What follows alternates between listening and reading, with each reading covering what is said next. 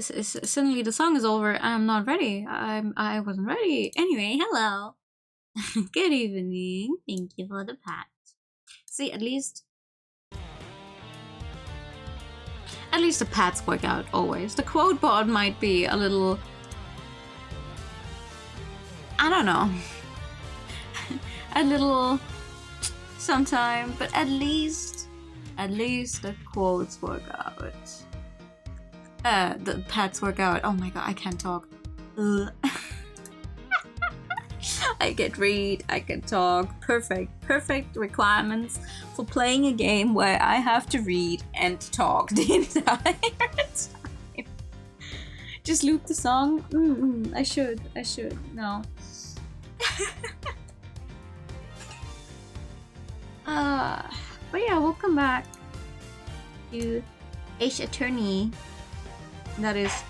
Oh my god. Okay, that was weird. The game actually died on me earlier. Like, I started it, and then I tried to press something in it too early, and then it was like, it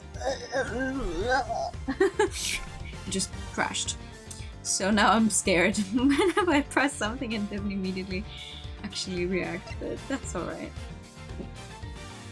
Well, technically, this should immediately throw us into... yeah, the opening for the second chapter, because we stopped right. Excuse me.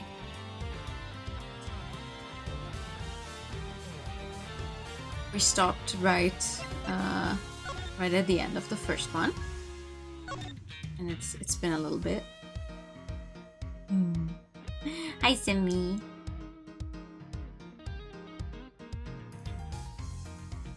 But yeah, I know we've managed to get through the entire first one in one go, but that's also because I did overtime, so... I'm just saying, I don't think we're gonna be able to complete this one in its entirety, but I wonder who's gonna die here. It's a long loading screen. Hello? Game? Aha! Okay, episode 2, The Captive Turnabout. Yeesh! What's happening here? Thank you for the video. Did they have more of a budget for the second game? Like, I thought this with the cutscene for the first case as well, but hello. Oh. Aw, man.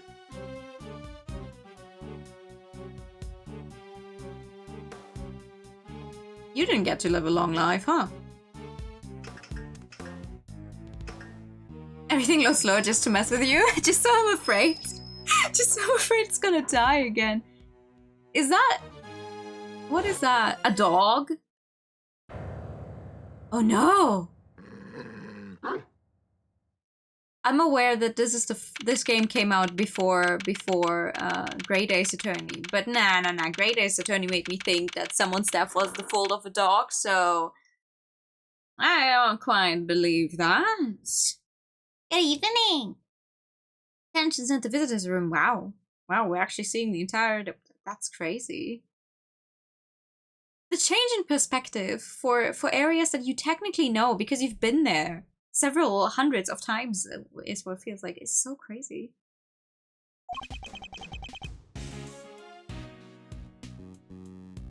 Hello. So it's barking up the wrong tree.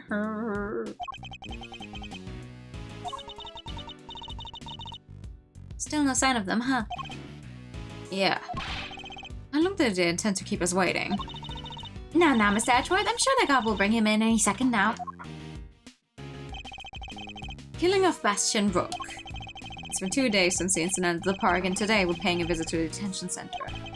Our aim, of course, is to interview Bronco Knight, who has been charged with the murder. Oh! His trial is due to start tomorrow, and I'm to be the prosecutor behind the bench. It's taking so long. You there, what's going on? I don't know, sir. I'll go and check. We've got a situation. Have fun with Sonic. Flo. It's not. He's been killed. What? Killed? In the detention center? Come on, Mr. Edward, what are you waiting for? Right, guard, take us to the scene of the crime at once. Yes, sir. Meow. So it didn't happen in the holding cells, but surely that was where he was being held. What? Being held in the holding cells? No. What's the hold up? The crime scene's this way. What the fuck is that? Where are you taking us? Doesn't this door lead to the prison proper? Yes. You mean those other cells aren't part of the prison? Not exactly, no. Those are the detention center's holding cells. That's where defendants are kept while they're waiting trial. The area beyond this door serves a rather different purpose.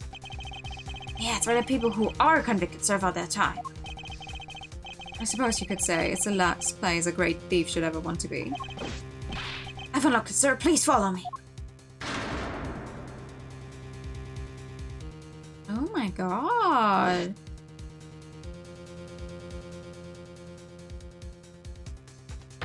What the hell happened here?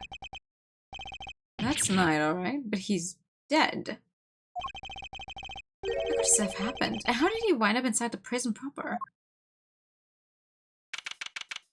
Oh, crazy. What kind of prison is this? Hello? This is horrible. How did Mr. Knight get himself murdered? I can hardly believe it myself, but there can be no doubt in the evidence of our own eyes. And what's he doing here? I thought he was being held in a detention center, no? He was. He must have been. His trial hadn't even begun yet. The law states that until convicted, suspects are to be kept in cells separate from the main prison. Only those who have been found guilty are sent to the prison proper. There's no way Knight should have been in here. Maybe he wanted his way over. The detention center and the prison are separated not only by two heavy doors, but also a lengthy corridor. That would have been a long way to wander, especially for a detainee. Yeah. What the hell? I suppose we better take a closer look at Knight's body. We'll need to examine the scene of the crime carefully if we want to get to the bottom of this. This is a workshop. What? Why? What? What's this thing? This part of the floor is covered with dirt. You know what that means, sir? Footprints!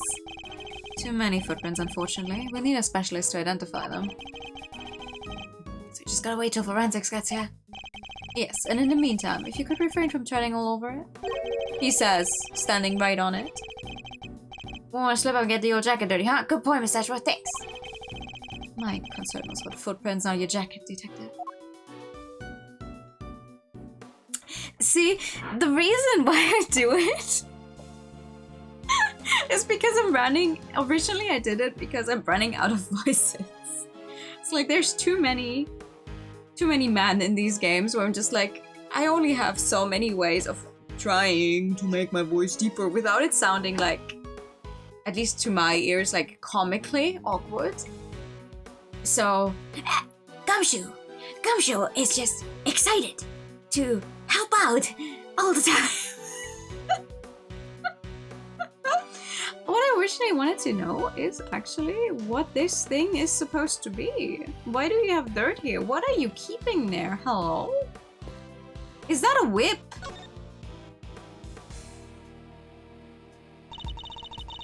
Time to inspect every suspicious looking nook and cranny. Hey, that's my word. Indeed, this area is too big to take in all at once. Fortunately, I can use to look further up or down. I must scour the scene and inspect anything that catches my attention. Case closed, whip found. Yeah, watch me whip, watch me. That's how you feel voicing all the girls in your game. Yeah. We could cut Gumshoe's pay, that would be too mean. No, how are you going to cut, like, 0 again? Like, this poor man.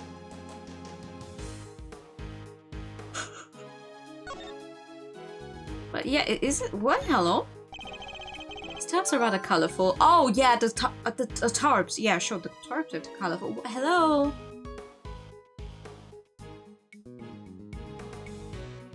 Hello? Colorful tabs are seen out of place in a room like this. I wonder what they're used for. What a... They stand out in a room like this, don't they? They certainly don't look like they belong in a prison. Look, there's a whip on top. Thank you! Thank you! You know what that reminds me of, right? Hey, maybe it's actually hers. Maybe she left it here. Not a chance. She and her whip are attached to the wrist. Trust me. Thank you. Thank you, game. Thank you. There's a rope near Knight's body, too. Speaking of which, wanna see my super stealthy? Rope escape trick. Thanks, but I'll let you know when I'm in need of saving. She seems genuinely disappointed. What's this cage about? Weird having something like this in a prison, huh? A cage inside a cage? Technically, Kay, a prison is made up of cages with cells. What's the difference? No offense, Mr. Edgeworth, but you gotta look at the basic nature of things more. Yes, and the basic nature of an investigation is the pursuit of accurate facts and information. Calm down! Looks like a pulley of some kind. Maybe the prisoners use it for what? I suppose so, yes. Okay, so I know you're going to say no, but absolutely not, Kay. You're not permitted to swing on that rope. Ah, I knew it! Should have known you were being serious. They're so cute. Okay, wait, let's actually check out the body. Bronco Knight, killed the day before his court date. We better take a close look. I'm kind of surprised I'm allowed to just have Kay with me everywhere. Like, I think, like, legally and generally speaking, it's not like we have her on, like, official police business or whatever. She's literally just a kid. To be fair, though, on the other hand, you can just take everyone as an assistant in the Ace Attorney games, ever. You can just have whoever stand with you in court as well, so maybe they just don't bother to think about it too much. I have played both of them, actually, yes. I have played both of them on stream, even. The first one I replayed on stream, so we could play the second one on stream too. Yeah. They're also on sale right now. You can get all of those games, both the Somnium Files and also the Zero Escape games, for the laughable low amount of like $25 for like five games technically, since Zero Escape, the Steam port is a combination of 2 games. So that's crazy. Build something up, yeah, no, definitely. I like his games a lot, so. What is this? Is that? Oh, I've seen one of these in the office, Mr. Edgeworth. I'm sure you have, Detective. It's a pocket chess set. The victims, I'd imagine. I didn't know you had in you. I'm not the murderer. Hi, Zen. Good evening. You enjoy Ghost Trick 2, you can never get into AA. Oh, well, luckily for you, technically, if you do want to watch it, it's a little older at this point. Hold on. It's been a while. It has been a while. However,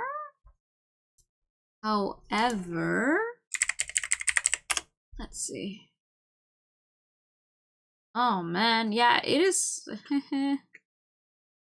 It's been quite a while, but here are the playlists for the what's up on YouTube. If you so choose. Hello? What's loose? What's loose? Meow. Meow. If you'd like to have a look. One said, thanks for keeping you on your toes. Ah, see, that's the reason why we're not getting any further in the Edgeworth games. Actually, I need to wait until Zen is no longer in danger. Ghost Trick I played only this year, actually. This year? I think that was this year. Was it this year? Like when the remake came out. No. Wait, was that last year as well? That's crazy. No, what? Ghost Trick was already last year. Oh my god. Time keeps passing by.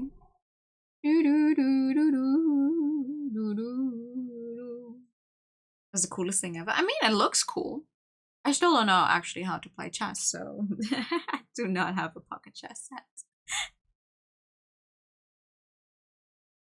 I think you're the first person saying that you think it's comfy to listen to my keyboard clanking, because most of the time it's just, wow, is your keyboard always that loud? I'm like, yeah, it's a mechanical keyboard, and for some reason my microphone thinks picking up the keyboard is more important than anything else. Makes sense, he loved chess after all. Yeah, would have been a good way to pass the time. Holding chessboard with the pieces stored inside appears to belong to the victim. Ghost Trick, I'm so happy he got this remake because... come in here. Many years ago, I actually saw like the original DS game in a store. Still like in its original packaging, and I was this close to like buying it for the simple reason of, well, where am I gonna get that game ever? But on the other hand, I was like, I'm not going to spend 40 bucks on a game that's, you know, that I can only play on the DS, that's been around and out this long. And then they were like, hey, actually, here's a remake that no one really expected to drop. And it was really good. Or remaster, sorry, I guess. They didn't actually change. Whichever word you want to use. Got a new fan and yeah, no, it was really good. It also had some funny story moments. Because I really knew nothing about it, and I think that's the great part about Ghost Trick is how no one, like, at least as far as I'm aware, I've not seen anyone ever outright like spoil stuff. So everyone I know has always went into the game with like no spoilers or whatever, and they were all very, very happy with the game. And I hope with this new and more accessible version, there's gonna be more people who play it. You don't, Chaz, you might have secretly shot. Oh yeah. Actually, I play in the big leagues. I can put you into check in like 5 moves. I don't.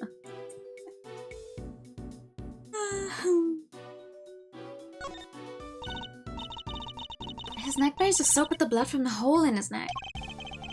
I would assume that's the cause of death, and that it was probably instantaneous. He wouldn't have even had the chance to cry out for help. There's a small cut on his scalp too. Was he struck with something? Maybe he fell and hit his head after he was stepped in the throat. It's possible, but it's too early to say with any certainty. Okay, you have your camera with you, correct? Could you lend it to the detective so that he can photograph the body? Sure thing. I'll use Gummy. Thanks. Alright, here we go. Scalps show a mess though, huh? Indeed, they appear to be covered in dirt. Killed instantly by a stab wound to the throat. The body's covered in dirt. There's also a small cut and scalp from when he suffered a blow to the head. They can, yeah. Because they do just also show us blood. And everything, like, you just... They don't necessarily always show it, but when they do, you're like, oh wow, yeah, this guy is dead for sure, yeah. Izzy's like me when it comes to laundry. It would be a grave error to think that anybody else could be quite like you, detective.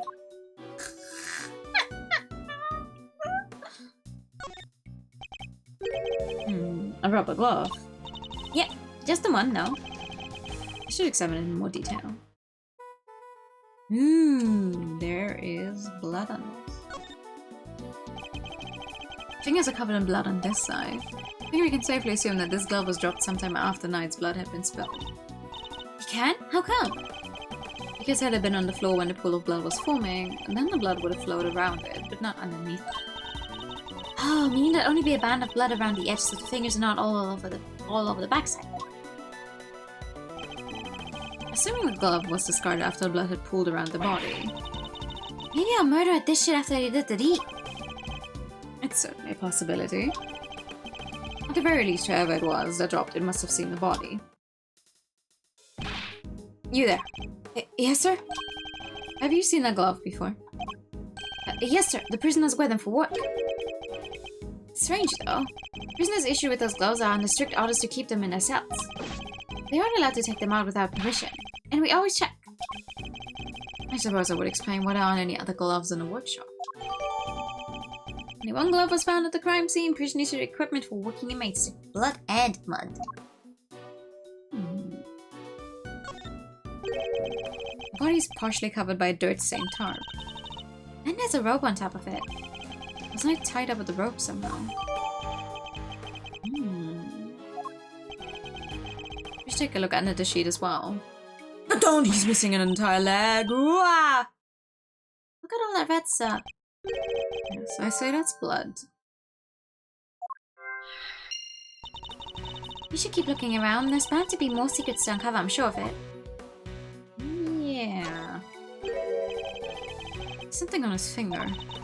Take a closer look, Mr. Edgeworth. It's a ring! An expensive looking one at that.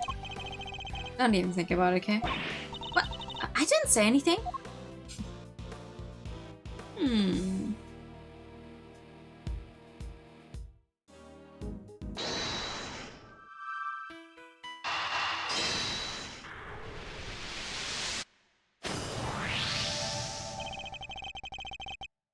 These tabs have a pretty distinctive design. In fact, it's the same design. It's the same design as the bloody top around Mr. Knight's body. yes. You took the words right out of my mouth. That'll teach you to be so careless, Mr. Ashworth. You need to keep your treasure close when there's a great thief around. I thought you were on sabbatical. Some of these were being stored in workshop A. Not a bad bit of evidence gathering. Nothing can stop us when we're on the hunt together, right, Gummy? Betcha, we're unstoppable, a regular 3 musketeers. Let's not get carried away, Detective. There's one thing we still haven't found. Huh? What do you mean, sir? The murder weapon? Oh, Steve's option? For sure. I see no sign of a murder weapon anywhere. You're right, I didn't even think of that. Come now, Detective. These are basic investigative principles we're talking about here. Yeah, yes. Sorry, sir. Don't worry, Gummy. It hadn't crossed my mind either. The fact that hardly puts my mind at ease, okay? Items that could prove potentially lethal are strictly controlled within a prison. After all, we wouldn't want the inmates getting their hands on them, would we? Which means acquiring a murder weapon would be hard enough, let alone leaving a scene with one. Oh yeah, nice thinking, Mr. Edgeworth. What was the murder weapon, and where has it gone? The answers to these questions may be the keys to figuring out what happened here. Huh. Didn't know the guy had a whole entourage. Ha, excuse-moi, but this is the scene of the crime, right? You're... Wait a second, are you? No way. His piercing eyes, the furrowed brow. Mr. Fender. It's been far too long. I know, right? Even after all this time, I know that deep bow anywhere, and that neck well, obs. Manfred von Karma, the man, the legend. Gotta say, I didn't expect to see you here. What are you talking about, pal? This is Mr. Ashworth, not that old geezer. Detective, please. Ashworth? Wow, guess that explains the fresh face. Can't blame a guy for mixing you two up, though. You're the spitting image of the old devil in his day. Are you fucking with me? I see you haven't changed. How many years has it been? Man, good question. Who's counting, eh? Been away traveling so long and lost track. You know how it is. You know what I do remember. You betraying everything you were supposed to stand for. Hello? I don't even know your full name yet. Hello? Whoa, where did that come from? Who are you anyway? I guess it's Eddie Fender. He's a defense attorney. What? Really? The guy named Ed Defender is a defense attorney?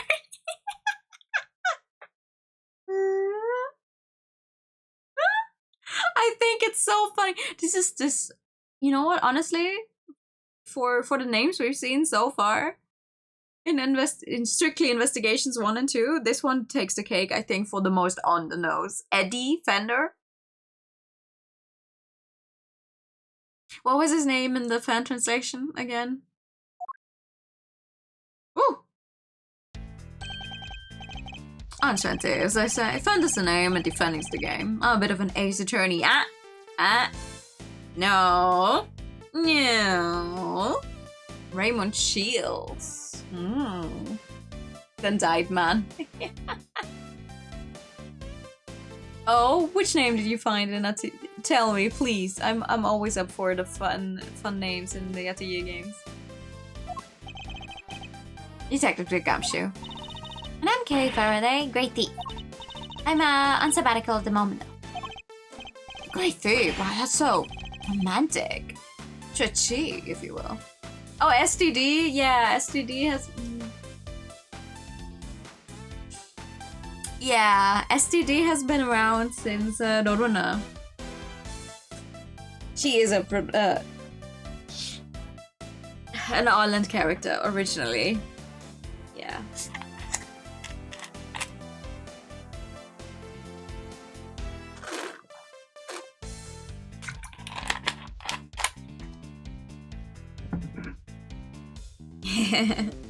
Yeah, ST's name is not nice. Like, the first name is fine, but in the combination, it's not a good name.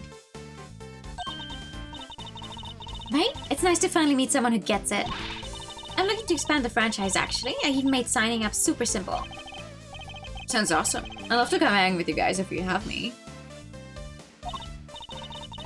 Sorry, I should have also mentioned that it's girls only and have to be super fun and super cool and... I totally get it. No hard feelings, yeah? Come on, bring it in.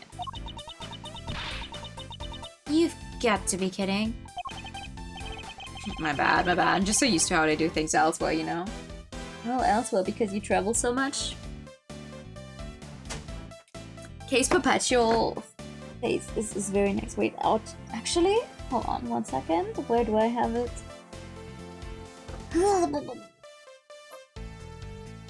Let me check I don't accidentally run over the cat.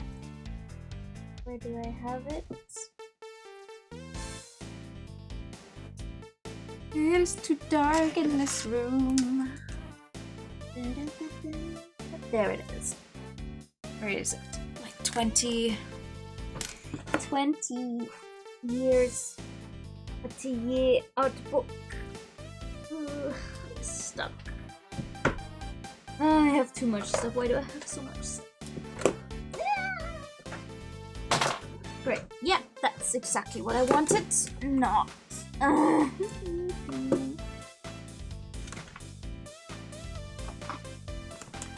I don't have enough space for that. Of course. Oh. Why do I even try? Let me check. She is in the 20 years. The Atelier 20th anniversary official visual collection. This one goes up to...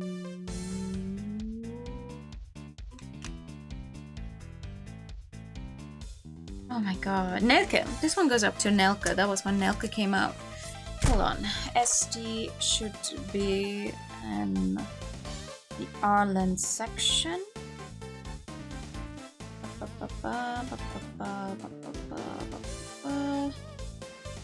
It's not Ireland yet. That's still not... There it is. There's Lorena, all of the artwork from Lorena.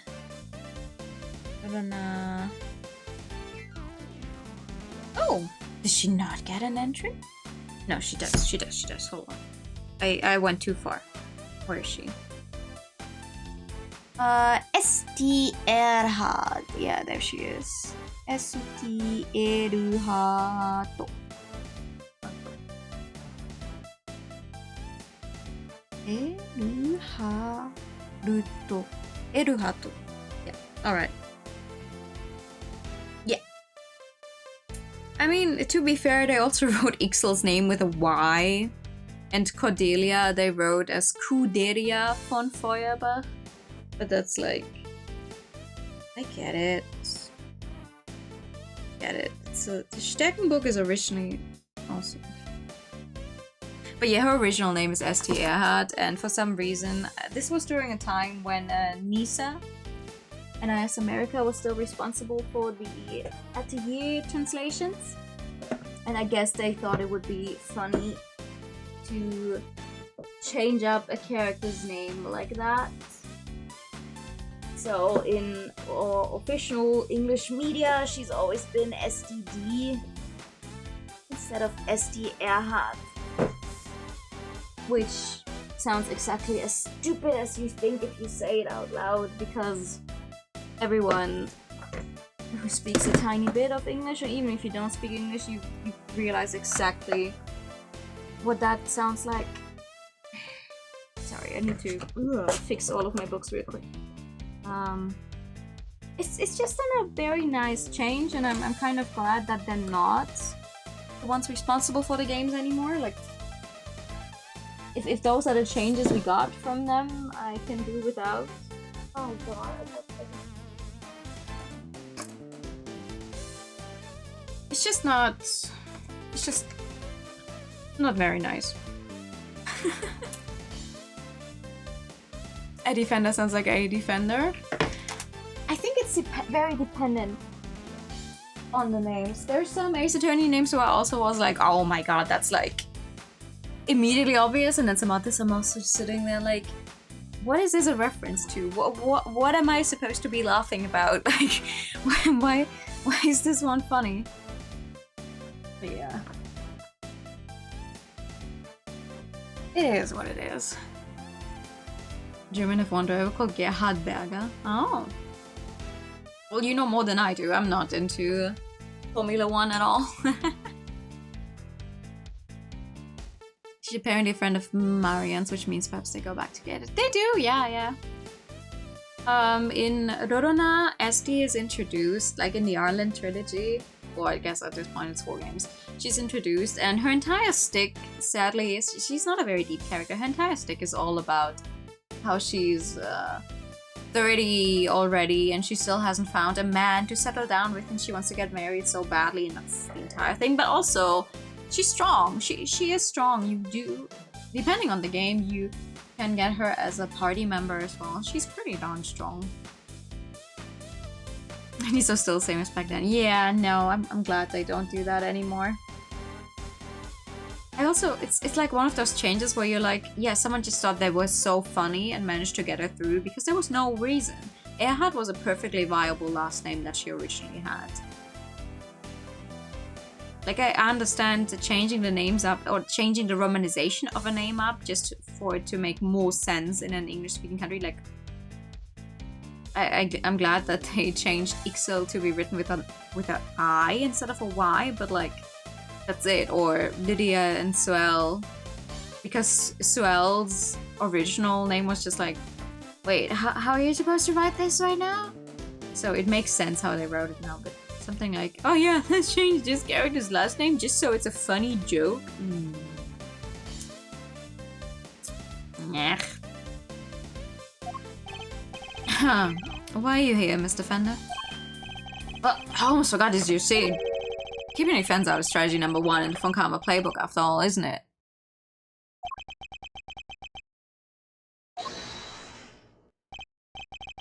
Quit with all the Funkama stuff, pal. What gives? Hold it! Detective, calm yourself. His attitude is, unfortunately, understandable. It is? I take it you are Mr. Knight's attorney? Guilty as charged, Your Honor. Well, I supposed to be anyway. So he was planning to represent Knight if his client hadn't been murdered. He and I would have faced off against each other in court. I better see what he has to say for himself. god, what's wrong with my controller? Hello? How old is he? 36.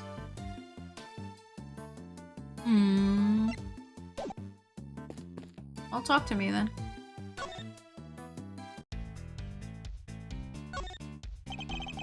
So the victim asked you to represent him? Sure did. We were supposed to have a little chat today. As was I. But a guard showed up instead and told us that his body had been found. I'm as bummed about it as you. Even brought him some weenies to cheer him up. Mr. Fender, you know you can't bring food into the prison. Ah, yeah. Well, it's here now. Want some? Little rice I picked up on my travels. So much. No, thank you. Fine. You do you. What are you doing here anyhow? Don't tell me you wanted to hear Nightside. Okama was always more of a convict that defended an old cost guy. He didn't teach you that. That was a long time ago. Maybe you say so. Sure you don't want any weenies? No, thank you. I don't want your weenie! Have you met with your client previously? Yeah, indeed, Your Honor. Just yesterday, in fact. The Bronxster called me the minute he was arrested. So I'm really freaked out, man. Oh yeah, mention your little performance too. According to him, you really made a nuisance of yourself. Not a kind word was spoken, I'm sure. Well, sticks and stones and all that. Boy, did he not like you trash-talked you something fierce. Can't say I didn't join in the fun, though. Fun? How dare you, Mr. Fender? Like, nah, kid. I'm kind of a fixture in the visitor's room here. I don't think I ever had that much of a gas. Oh, so you come here a lot? Hey, don't go getting the wrong idea, little sis. I'm never on the wrong side of the bars. Just happen to know someone who is. The visitor's room is usually where I'm at, but this isn't exactly my first time in a clink either.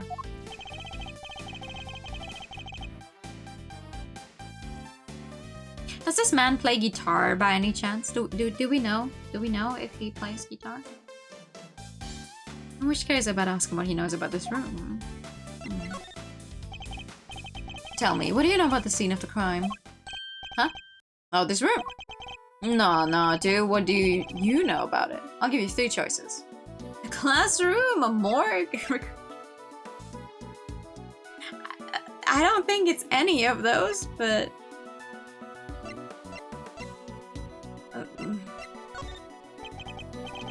Is it a recreation room? Oh, I don't want to know how you spend your spare time, Metroid. I guess there's plenty here you can play with if you use your imagination. Props. Now, let's see what the answer key has to say, shall we? Oh no, you got it wrong! This is actually a workshop. So all the options he gave me were wrong. How infantile. The cons come here to perform various duties. They can learn new skills too, like some qualifications for when they're back on the street. I see. And how is access to this room controlled? Who has the key? Chill out, Ashworth. I don't have all the answers. My man over there probably does, though. Right, compadre? Yes, sir. The workshops are unlocked with physical keys. The doors are fitted with sensors instead. What kind of sensors? Inmates are issued with special bracelets, sir. When they walk through a workshop door, the sensor checks their bracelet. And if they're not supposed to be there, ding ding ding ding, an alarm sounds. If they let it ring for too long, then bzzzt, you get a real shock, if you know what I mean. If they try to break or remove the bracelet, bzzzt, a shock 3 times worse than that. What? That's brutal! There's a need to ensure that the inmates follow the rules, but that sounds a bit excessive. If they wish to pass through a door like this one, prisoners need to be accompanied by a guard. We disable the sensor for them and let them in. You get all that? Have any prisoners used this workshop today? No, sir. No one's been in here for days. I knew if they had. So no prisoners have entered and used this workshop today. But clearly someone came in here at least to drop off a body. Which means... there's a contradiction in this crime scene. Namely, there's something here that shouldn't be. Take another quick look over the crime scene and apply my powers of deduction to solve this mystery. Alright. Gotta see inspect anything.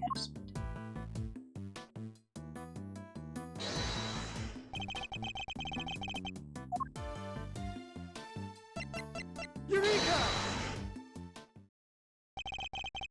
Prisoners are unable to come and go from this workshop as they please. The door sensor would detect the bracelets and the alarm would sound. What's more, according to the guard, no prisoners were authorized to be in this room at all today. And yet, here we have a rubber glove of the kind issued to inmates. This is a clear contradiction. So where'd the glove come from? Glove. Glove! Come from, sir? I don't know, detective. Not yet, anyway. All I know for now is that the glove is a valuable piece of evidence. Nice.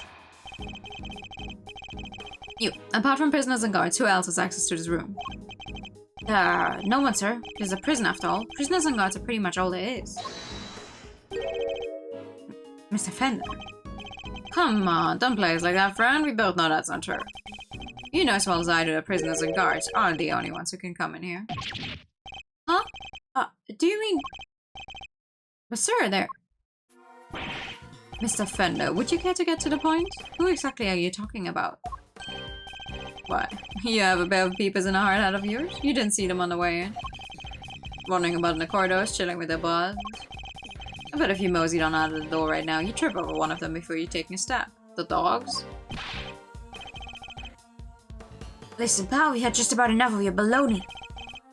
Take a chill pill, big guy. I'm on your side. You know, for such a white fella, you have a very narrow mind. Damn! What are you? Hold it! Detective. Sorry, sir. Look, just follow me, okay? Seeing is believing. Wasn't that what I said?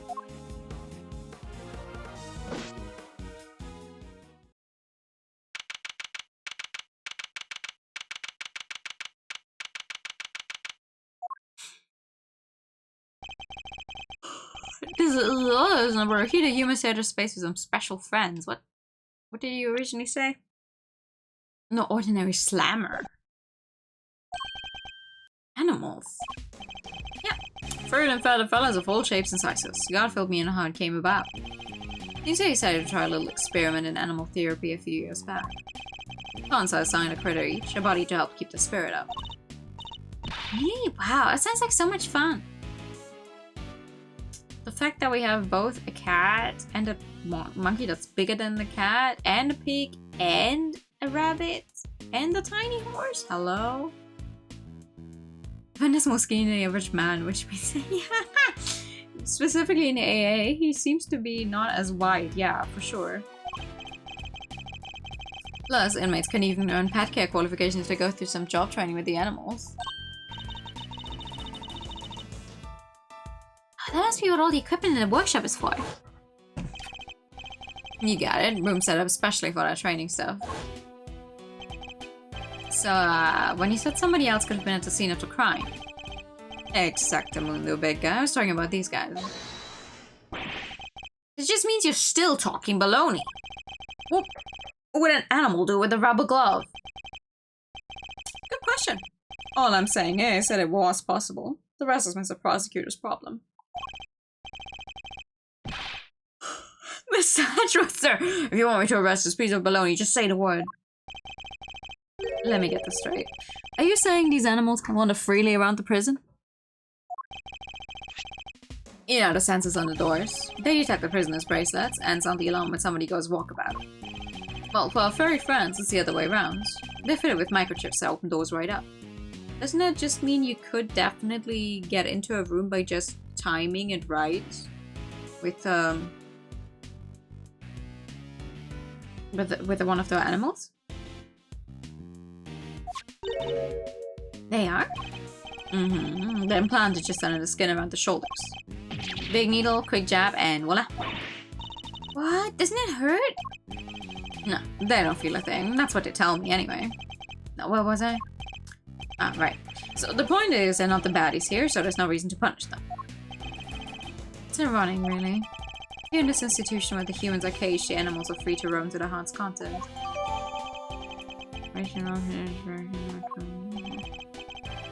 They're not completely free, though. They can't leave the prison proper, for one thing. No sense on a big mother of a door, obviously. Ah. What's a tinkling sound? Sir?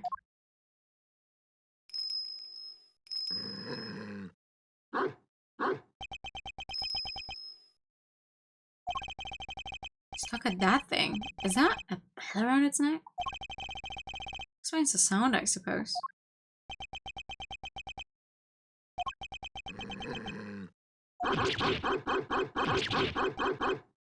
Damn. Sashwat, were you seriously trying to stare it down? I refuse to lose to a dog.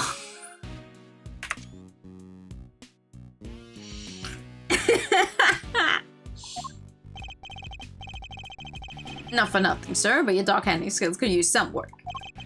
Leave it to a pro. I know how to treat them, right? Come on now, come to Gummy.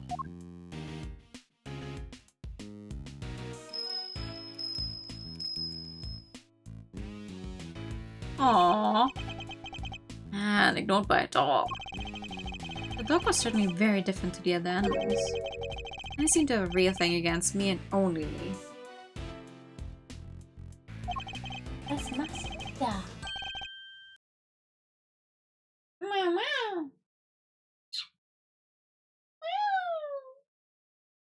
What? Meow.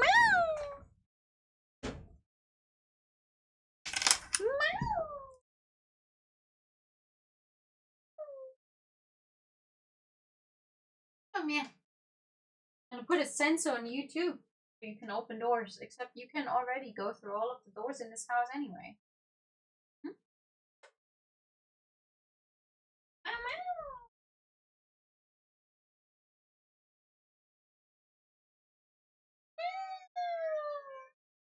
Oh.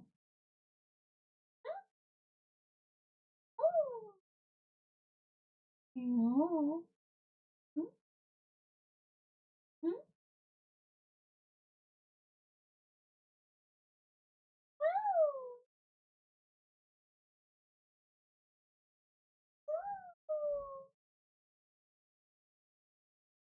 It's so slow.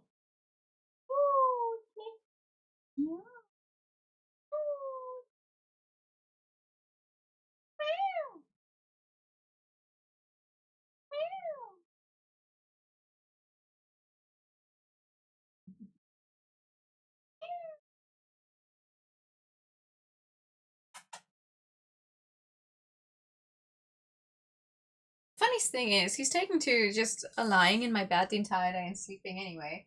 But when I'm in my room in the evening, he's also like, You need to pet me. You need to give me attention. I cannot just lie in your bed by myself. we got a full petting zoo here, we do. He's resting for not doing anything all day, honestly. Such hard work that the cats do the entire day. They sleep and they sleep. They don't do nothing. And yet, it's still not enough. Alright, I know you've met the menagerie. What's next? Guess we better interview some witnesses, right, sir? Indeed, we need more information regarding what was happening around the time the body was found. Let's start with that guy. Hey, you there in the cell.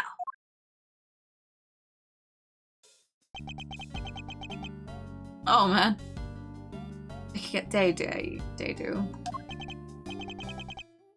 Ignored again. Hello. We were wondering if you might be able to tell us anything about this morning's incident. Is anyone else a little afraid of this guy? Not a big talker, huh? It's alright, man. I'm on your side here. What's up with the handshake, huh? Maybe a hug to break the ice. Seconds. Apt. What's that supposed to mean? I get it, man. Not everyone's a hugging type. I'm cool with that.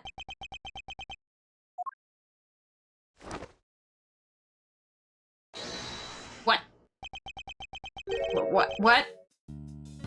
Round 1. 10 reps each. What is this man up to? Let's see what he has to say for himself. Is that... What is that? Your name? From the blue corner, it's Rocco D. 259 Carcerado. Uh-huh. Don't mind if I keep moving, do ya, boss? Fight Canada's heart rate drops, see? It doesn't look like there's any danger of that. Don't you worry, you lose too much weight doing all that? Gotta make weight before fight, boss. Won't even make it into the ring if you don't.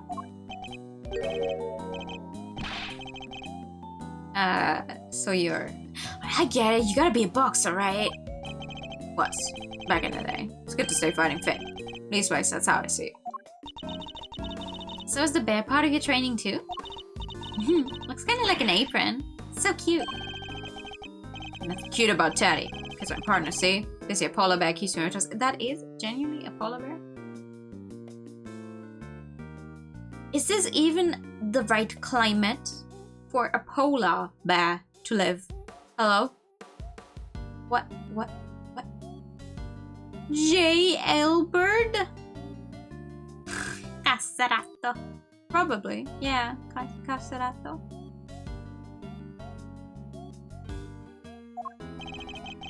Seems to have loosened up a little. That's my chance. Where were you and Teddy at the time of the incident? Probably in their jail cell. Come on, boss. I ain't no stoolie. I don't know nothing now. I'll be the judge of that. Please answer the question. Yeah, you punch drunk or something, boss? I told you I don't know zip. So you want to play ball? Yes, there's only one thing to do, huh, Miss Ashworth? Indeed. The more he protests his ignorance, the more certain I am that he's hiding something. Alright, let's see exactly what you do and don't know, shall we, Mr. Caserato?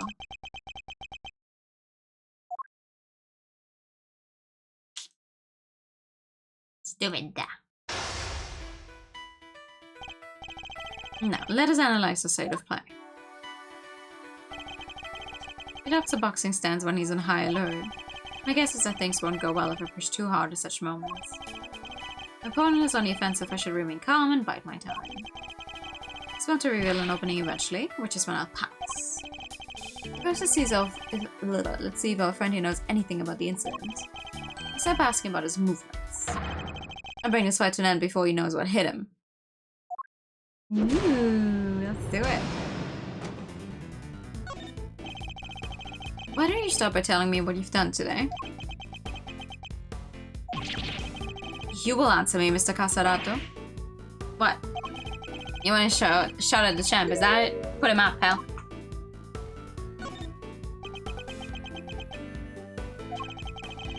Throwing in the towel already. That's gotta be a record. Fisticuffs is hardly my style, but I'm more than happy to take you on in a game of chess. Incidentally, don't you get tired ducking and diving like that all the time? Think I don't got the stamina kit? Oh, just you try me.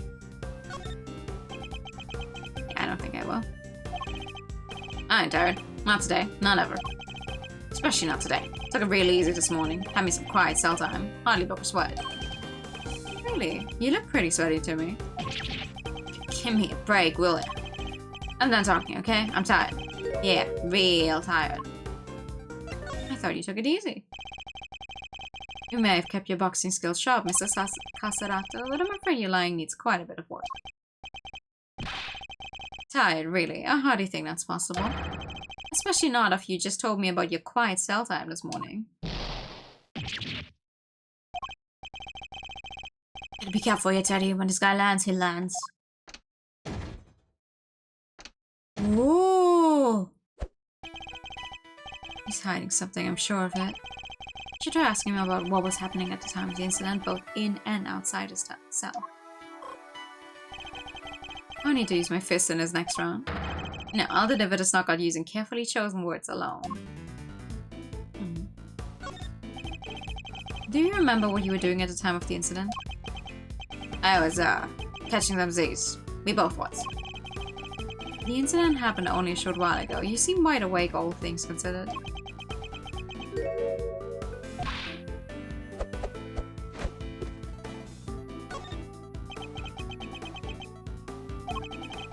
Fighter's gotta be able to get up quick when he's down, but he needs his beauty sleep too. Builds muscle. Is that so? Then I apologize for waking you. I've read that rest is an important part of any boxer's training regime. Yeah, don't say. So Mr. Prosecutor's savvy when it comes to the fight game, huh? Who knew? Oh, how do you know my profession? Interesting. How do you know I'm a prosecutor? I don't remember telling you. You've been eavesdropping, haven't you? You've been listening to every word we said out here in the corridor. Which means you weren't asleep, and now you're lying. Again. Good kid. Got me clean with that one. Alright, I admit it. I wasn't catching no Z's. What? Guy can work out in his cell no more without lawyers getting involved? Was a man taking care of himself a crime now? I think that we now know he was awake is an important development. Will well prove to be a useful clue.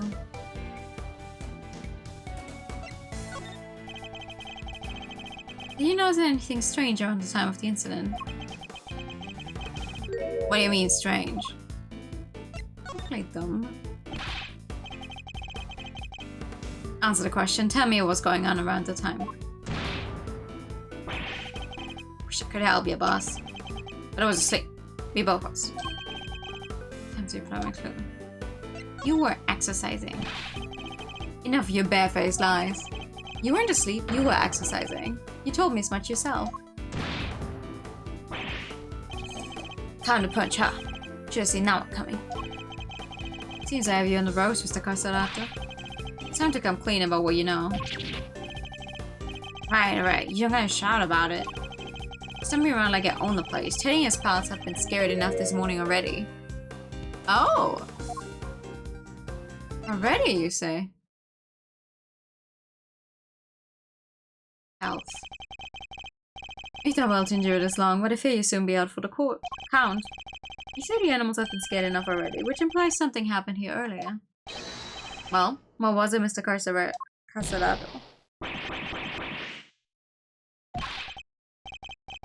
Pretty well, I'm getting shell-lecked here. Fine. Somebody yell, okay? Real loud, real scared. Get all the little guys scared too. You left it up, Mr. Big Shot Lawyer. Let me see you do the same thing in the ring. Checkmate. Oh.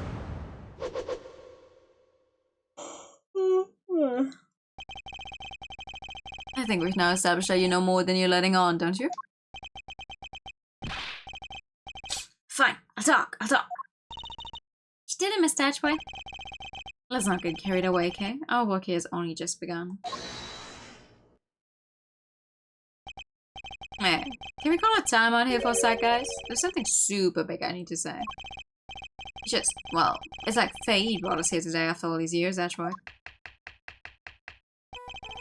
It's a real privilege watching how you work. Eye-opening stuff, in fact. Just thought you should know I'd be telling you who you've become. Who know who? Keen to get the lowdown, huh? Well, that's enough. This has nothing to do with Kay. Oh, don't have a cow, man. Why so sensitive? Report whatever you wish to whomever you wish. Just do it in somebody else's time. Whatever you say, boss man, but I think he should know at least. You know, how you've been living your life since you signed on to doing things the Von Karma way.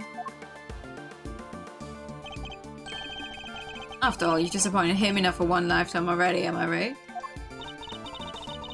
What's he talking about, Mr. Atchway? So thank you for the follow. Enjoy your stay. Nothing that needs concern you, okay? Our focus should be on Mr. Carcerato. Carcerato. It's a T, not a D. Now, shall we continue? It's time to hear the truth at last. You don't land a glove on me, kid.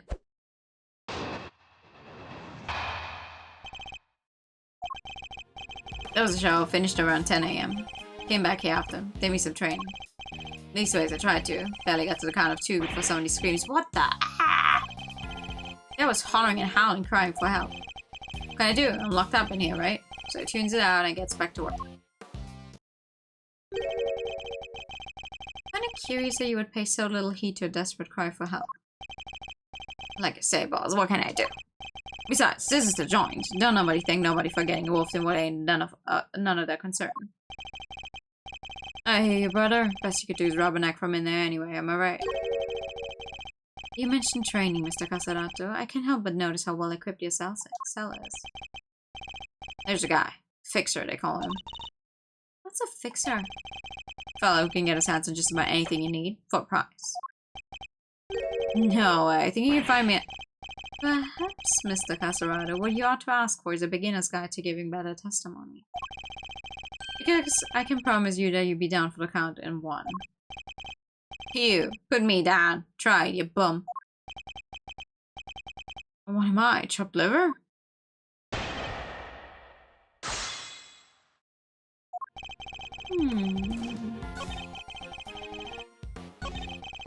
Well, I don't think our guy was screaming very much because he died instantly, no?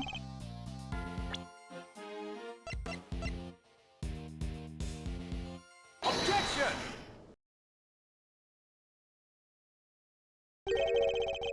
Are you listening carefully, Mr. Casarato? Huh?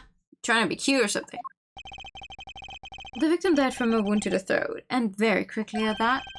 He had neither the time nor the ability to scream as he claimed he did. You say you heard the victim's cries, and yet that would have been impossible. But there must have been a scream. He said there was. He said there was. Quit looking so smart, will you? Fine, I admit it. I did hear nothing, alright? The guy in the next cell did. He told me so. Next cell? What? Why is Polly here?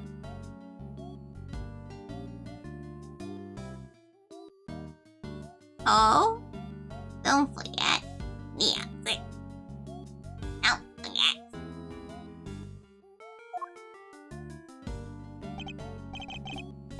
Huh, wait, what? I heard a scream, what of it? He came back from a show and he put us in our cell, same as always. Then, just like I told this guy, I heard it. A scream. A real scary one. Scary how, exactly? Didn't tell him this part, I guess, but it was kind of like... Whee! Someone, anyone, come quickly, he's... something like that. Well, I guess it's safe to say that probably wasn't the victim. Indeed, it sounds more likely to have been the person who found his body. Ah, that explains it. So Mr. Casarato was telling the truth, more or less. Is that really the case, though? Are there really no problems now with his testimony? There is a problem.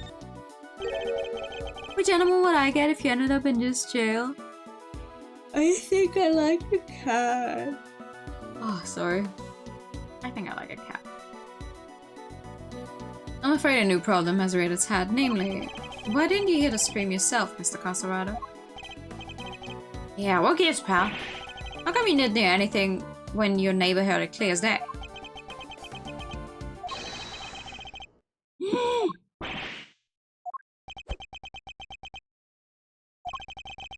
Are you thinking it's a crime or something? Huh? Or was that just here, cell? Guy died in the workshop in case you forgot. Hi, Sagi. Good evening. Well, yeah, it does seem a little wide now that you mention it. He's right, none of us could have done it. So let me tell you, if I could get out of this here cage and murder somebody, you all would be toast. Ew. Ain't that the truth? You bums ain't leaving this place in one piece if any of us can help it. I almost forgot that these men are hardened criminals. I won't be doing that again anytime soon. I'm good. I'm good. I'm just so tired. I'm just getting hit with a sudden wave of feeling really sleepy. I can barely keep my eyes open. I'm just sitting here like, we have barely gotten started with this case. What?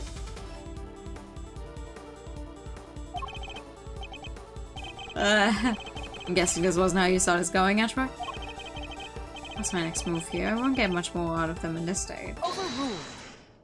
Hello? Who's there? Oh. Hi. Oh, that's a crazy introduction music.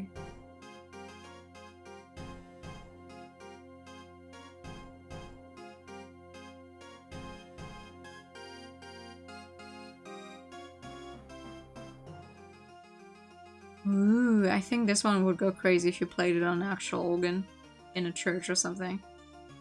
Order in the court. Who done make you the boss of me, huh? I just see we're kind of busy here. Hush now. Silence is golden.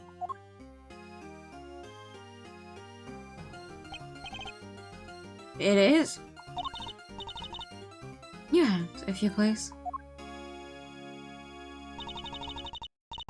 By the power vested in me, I hereby sentence you to blissful silence. Praise be, a simple life awaits you. No money, no possessions. May the goddess of justice watch over you now and always. Guard, if you would. Looks like you'll be spending the night in solitary, buddy. What? Come on, please, boss. Any place but there. Oh, he's moving fast. There's no need to be afraid, my child. If anything, you should rejoice. This is a blessing, a chance to redeem yourself, to be reborn.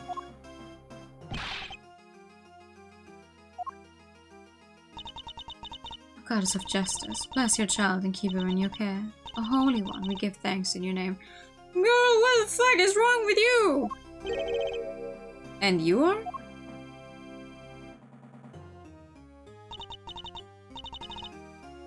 Verity Gavel, at your service. Let me guess. You're a judge? It is my honor to bear the title of judge and to work at the pleasure of the law. And what is a judge doing in a place like this? Since you ask, Mr. Edgeworth, I've been sent here to find you. I am bearing a message from the Committee for Prosecutorial Excellence. Her old name was Justine Courtney. Verity Gavel. And it is my sacred duty to deliver it. The Committee for Prosecutorial Excellence? What the heck is that? It is first and foremost a name that should not be taken in vain, my child. What is a sacred phrase from the goddess of justice herself? Why don't I fill you in, kiddo? The committee is a panel of 11 people whose job is to keep our beloved prosecutors honest. In other words, they make sure people like Edgeworth here don't cross the professional line. The panel is comprised of people from both the legal and political professions. A panel of which you are a member, I assume? I am. Allow me to thank you on the committee's behalf for your service. Thanks for coming to see us like this. Speaking for myself, it's a real honor to meet you. It's always great to hang with the judicial compadre. Come on, bring it in, chillax. We're all friends here. Overruled. Need I remind you that the committee has a long-standing relationship with the Bar Association? I didn't mean anything by it. I was just trying to lighten the mood, okay? So, your job is to find bad prosecutors and punish them? Precisely, my child. Praise be to the goddess of justice for bestowing her gift of insight onto you. The committee has the power to remove problematic prosecutors from cases. Oh yeah? What have you guys been doing the last 40 years that Von Karma was a prosecutor asking for a friend?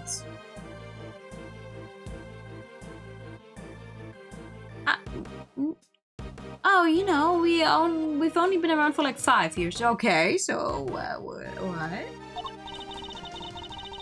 And should a prosecutor truly unworthy of the title be brought to our attention, we are vested with the power to confiscate that prosecutor's badge. And what does the Committee for Prosecutory... Whatever, you said what with Mr. Edgeworth? We're in the middle of an investigation here. Objection! Objection! Nah. Nah. Winner, winner, chicken dinner. You lost your name. What's with? Objection. Objection. Thank you for the posture check, Saki.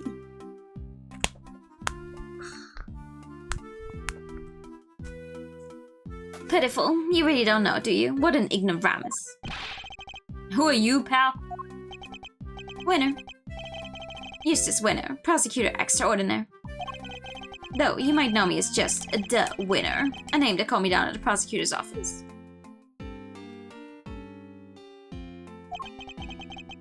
With great affection, I might add. I have never heard of you. And how about Detective Flatfoot over there? Nope. Name means nothing to me. Well, it's to be expected of an ignoramus, I suppose. Ignorance is sweet, as they say, so I'm sure most things mean sweet nothings to you. I just remembered something because I'm looking at his sprite. I know I'm covering it, so you guys can see it. But he's actually wearing his prosecutor's badge. On his clothes, which is surprising because most prosecutors don't wear it. In fact, I feel like he might be the first one I've ever seen who's actually wearing his badge. Which reminds me, I forgot to put mine on. Ignorance is bliss, Winner, and I don't think sweet nothings means what you think it means. It is entirely natural that you aren't yet acquainted. Eustace only joined us just last month. So he's nothing but a rookie. I'm not just any rookie, I'm a winning rookie. Alright, what was his name? Sebastian the Bast? The Bast? The Bast. Something like that in the fan translation. Which he will prove himself to be in due time. Now, let's cut to the chase. I'm here to clean up your mess, Edgeworth. Sebastian. Okay. What do you mean? What mess? I feel you know exactly what he means. The committee is sending an envoy with a new prosecutor in town. I suspect I know what you're getting at, Winner. But I'm going to need a few more details. Would you mind explaining, Judge Gavel? Very well. By the power vested in me by the goddess of justice, I hereby declare that in the matter of the incident of the presidential address and the murder of Mr. Bronco Knight, the committee hereby decrees that Prosecutor Edgeworth be relieved of his duties and replaced by Prosecutor Winner. Here ends the vote. Girl, what? What? Mr. Edgeworth is off the case? Just like that? Judge Gavel, I believe I asked for an explanation. No explanation is required. The guilty verdict is in. The goddess has spoken and her judgment is final. Objection! And what exactly have I done to warrant being taken off the case? Now, Mr. Edgeworth, claiming ignorance of your crimes will not serve to lessen your guilt. You boarded a presidential plane violating the principle of extraterritoriality, and while there, you performed an unsanctioned investigation and subjected a visiting foreign leader to questioning. You were one wrong move away from causing a major international incident. What? What? You vastly overstepped the authority of your office. To call it an abuse of power would be no understatement. Objection! I don't deny that I may have pushed the boundaries where certain rules were concerned, but there's also no denying that certain risks must be taken if one is to arrive at the truth. I refuse to concede that my actions were inappropriate. Did you see that? Inappropriate with 3 P's. Inappropriate. Then what you are saying is that the ends justify the means? The rules can be freely ignored? No. No.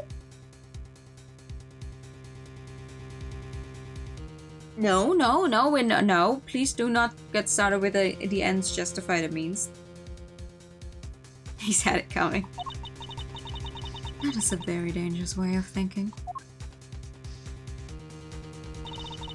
The law is absolute. It is not to be bent to your whims. Forgive me, but not all of us believe as you do. Is that so? How unfortunate. Still, it changes nothing. When a trial ends, the hammer falls. Be you defendant or attorney, even if the verdict seems irrational, nothing more can be done. That's not even true, because verdicts can be overturned. But let's not. Nothing, that is, but to give thanks for the goddess of justice's divine grace. Unless you wish to appeal. To do so would be to risk your badge, of course. So they mean to take my badge if I don't play along. Oh, tough break, Edgeworth. I see you've accepted your fate. Good. Guards, if you would be so kind as to escort him out. Stop! What are you doing, Detective? I'm in charge here now, so you do as I say and move out of the way. What? You're not the boss of me! Unluckily for you, Flatfoot, that is exactly what I am. You're holding all the cards here, I don't stand a chance. Detective Gumshoe, do as Mr. Winner says. But sir! Judge Cavell. Yes, Mr. Edgeworth.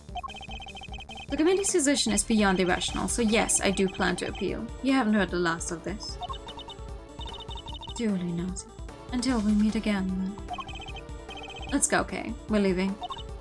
Right.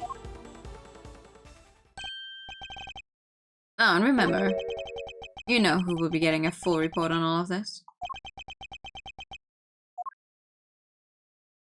What's your fucking damage? What?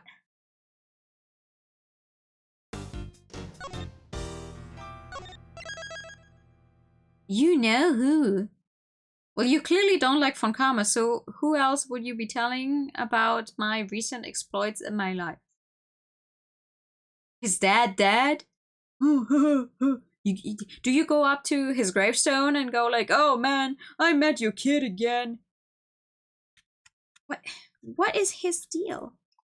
Well, I will find out in due time, whatever.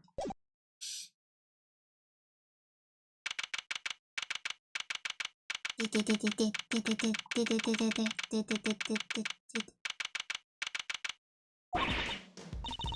still can't believe what happened yesterday.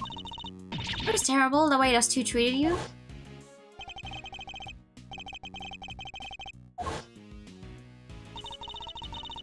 Yeah, it's not gonna be the last time we see those two, huh? Judge Cavell and Mr. Winner certainly didn't mince their words. But it's not what concerns me right now. I'm more worried about the committee's reasons for doing what they did. And what they might do next. I suspect it won't be good. To Mr. Edgeworth, are you listening to me? Yes, of course. So this is it? You're giving up on the Bronco Knight case? No, I have no intention of doing any such thing. To walk away from the case would be to tactically accept the committee's decision. The only problem is that I don't have the authority to continue investigating. Oh. Yes, what is it, Detective? Got some bad news, sir. What down at the precinct is? They just arrested somebody for Knight's murder. What? You know who it is? No, but I heard they're being held in the detention center. Maybe you could go talk to whoever it is. Good idea. Let's get down there, Miss Edgeworth. Even without the authority to investigate, surely I can still pay a suspect an innocent visit. Alright, we're on our way. Me too. I'll see you there, sir. Won't you be missed, Detective? Nah, everyone's busy in the prison going over the crime scene anyway. Good. Then we'll see you shortly. Yes, sir. Come on, Kay, let's go. You got it.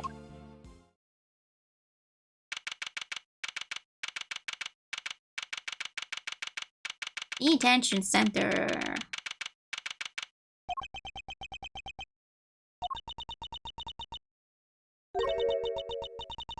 Still no sign of them, huh?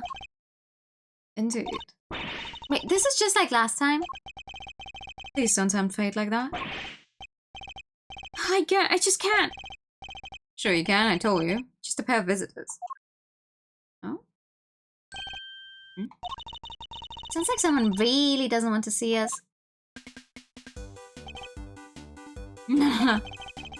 Just talk with them, please. But one of them's a prosecutor, right? Aren't they all super scary? All they do is stare at you right into your soul. You must be the suspect in the... See? I told you. Okay, why is this man so flustered? Probably because you're being you. But I guess it's just how you are. Thanks for clearing up absolutely nothing. Hey, Mr. Suspect, you doing okay in there? We just want to have a little chat with you. No biggie, right? Who are you? I'm Kay Faraday, Mr. Edgeworth's trusty sidekick. It's just a part-time gig I'm doing while I take a break from my real job, though. Funny, I don't recall ever employing you. And that's Mr. Edgeworth. He is a prosecutor, but he's not going to stare a hole into your soul or anything. Oh, please. Really? Really, really? Really?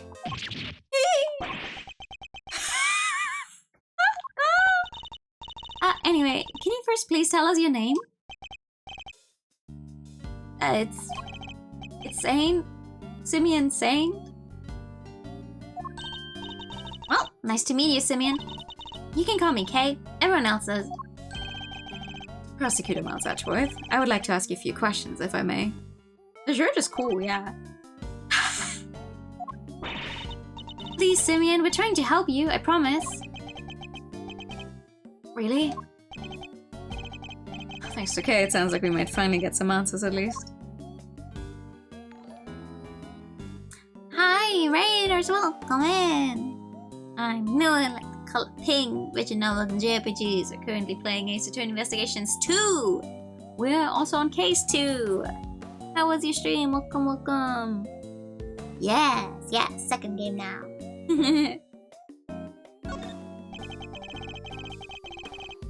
Perhaps you could start by telling us a little about yourself. Me? But why would anyone want to know anything about me? Because you're a suspect in a murder, apparently. I'm boring. I'm nothing. I'm a nobody. Do you have a job? Oh, well, it's hardly worth mentioning, really.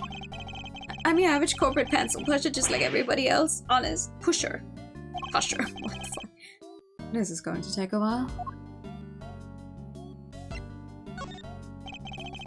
Italian games for Game Jam. Ooh, nice. You're gonna avoid to get. Yeah, absolutely. Thank you so much for coming by. Yeah. About you and Mr. Knight. Just when I thought we were making progress. Okay. So, Simeon, did you know Mr. Knight? Come on, you can tell me. Franco. Yeah, I knew him. We were friends. Interesting. I wonder if you knew that Knight had been arrested. And did you know Mr. Knight had been arrested? Yeah, I even came to visit him. Came to see Knight. I wonder when that would have been. And when was that, Simeon? It was the day before yesterday, around lunchtime. I came as soon as I got the call from the cops. Police called him. Why? How come the police called you? They said Bronco asked them to, that he needed a favor. Favor? He wanted me to bring him his chess set. The pocket-sized one. So I went by his place and then I came here. Chess set? A chess set? It's just me, or is she getting better at stealing my thoughts? It's so good! You do know everything you think is written all over your face, right, Miss Edgeworth?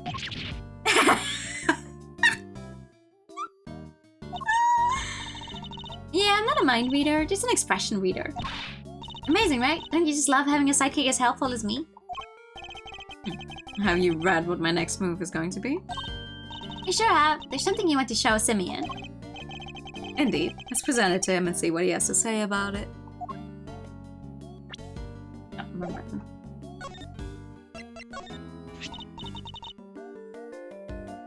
So, this chess set? Oh, that's the one I bought for Bronco. Oh, that settles that at least. I always brought him a request. We found it next to Mr. Knight. He always had to have a chessboard somewhere nearby.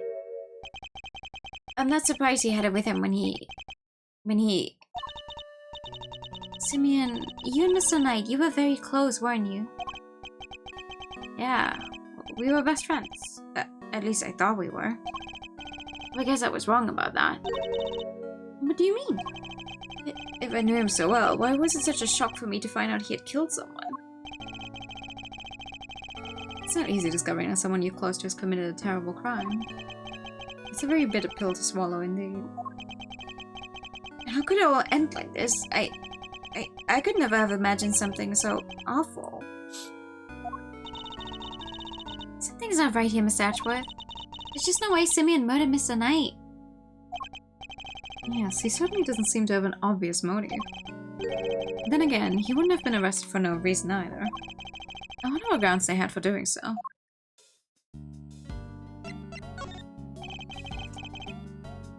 Why were you arrested, Mr. Singh? I just don't get it. Why won't he talk to me? I don't know. Honestly, I don't. He answered you, Mr. Ashworth. I guess he's not scared of you anymore. Goodness for small miracles. Cops burst into my house this morning out of nowhere. And before I knew it, I was here. These policemen. Was there a prosecutor with them? Yes, some kid named the Winner or something? The Rookie. I thought as much. So, did they interrogate you yet? What? I'm going to be interrogated? By the cops? Well, yeah. I mean, you've been arrested. You're a suspect now. No. Won't the detective shout at me and threaten me and... Oh, there are always these hulking guys, right? Who get in your face and force you to... Detective, there comes Shiro reporting for duty. See? I told you. Please don't hurt me. Please don't crush me with those huge arms. Oh, please. I'm calling the cops.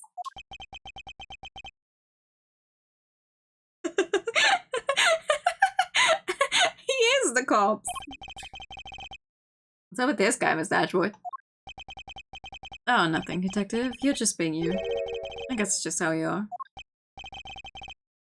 I don't get it, sir. Look, Mr. Ashworth, Simeon is clearly innocent. There's gotta be something we can do for him, isn't there? Mr. Same. Yes? You were Mr. Knight's friend, and 2 days ago you came to visit him. You had nothing at all to do with this murder. Is my understanding correct? Yes, I didn't kill anybody. Very well, then I will choose to believe you, and I will do all that I can to assist you. Huh? But why would you help a nobody like me? Let's just say that I may not be doing it solely for your sake. I have something of a personal interest in this case.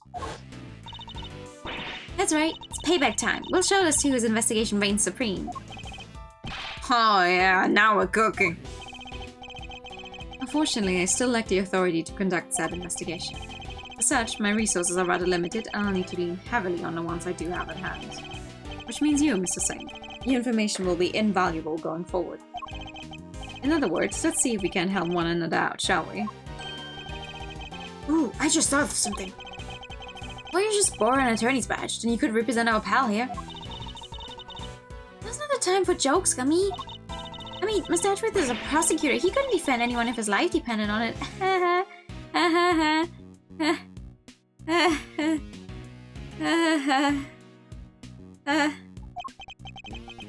But I wasn't kidding. I just thought helping suspects, that's what a defense attorney does, you know. Sure, but we can do that too. The only thing that matters is that we find the real culprit in the end. So come on, let's get to work. Yes, ma'am.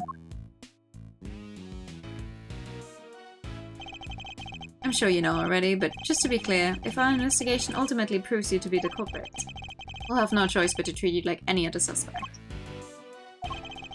But you needn't worry. I believe you, or at least I have decided to try. For now. Just hold tight and try to believe in us in return. If nothing else, it might help you to feel a little less alone. If you'll excuse me. Your life, your choice.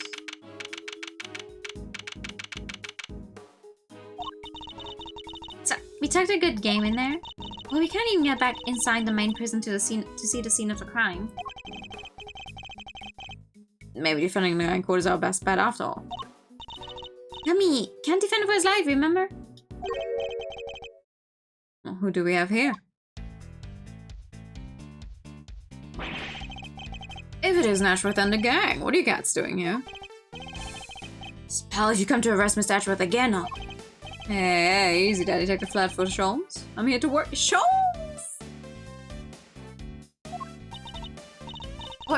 What? You here to defend somebody? Oh, the game master nails it in one, or you just the uber intelligence of one of the bunch? Intelligentes. Oh my god. Stop doing that. Uber intelligentes. That's not how you use either of those words, Fender. Some may say I'm an easygoing old rogue, but about town, but I'm actually not a half-bad attorney. Which is why I've been summoned to the old jail of Rooney for a meeting with a new client. Says there's one Simone Sainsbury. You mean Simeon Saint? Ha, that's freaky. You know more about my job than I do. Wait, Mr. Ashworth, Mr. Fenn is a defense attorney. Are you thinking what I'm thinking?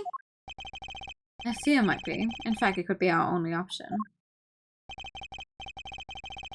Not so long ago, I found myself embroiled in another case that wasn't mine. I managed to war my way into the crime scene by agreeing to be a certain someone's subordinate. Not an experience I ever wanted to repeat, but I fear I may have little choice. Fender, before I say another word, I just gotta point out the fine print. Eddie Fender doesn't take on associates. Jade, so I hear you protesting, but Pump's prosecutors are a no-go. Especially those of the von Karma variety. I should have known he wouldn't forgive me that easily. I understand why you wouldn't want to work with someone like me. What's more, I understand how you feel about all things von Karma. But please, believe me when I say, I'm not the man I was back then. I'm no longer under my old mentor's spell. You better believe it, pal. Mr. Ashworth's a changed man. Sure, he used to be the demon prosecutor, but he's not like that anymore. I do have feelings, detective. Emmy's right. Mr. Ashworth's one of the good guys now. He's not just a prosecutor, he's a hero. Got me off the hook just like that. You don't say. Well, that escalated quickly. He was. There's no other word for it. He was heroic, great thiefly even. Please, Fender. Don't you think there's something odd about the way the committee stepped in yesterday? There's more to this case than meets the eye. I can't just walk away from this. I can't. Please allow me to help you with this investigation. Oh my god, sorry.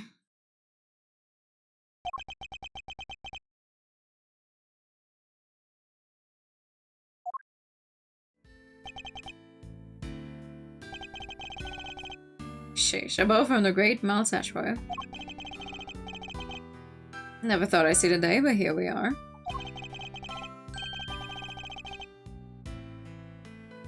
So enlighten me, if you will. What made the leopard change her spots? Well, I suppose I would have to say the courtroom itself.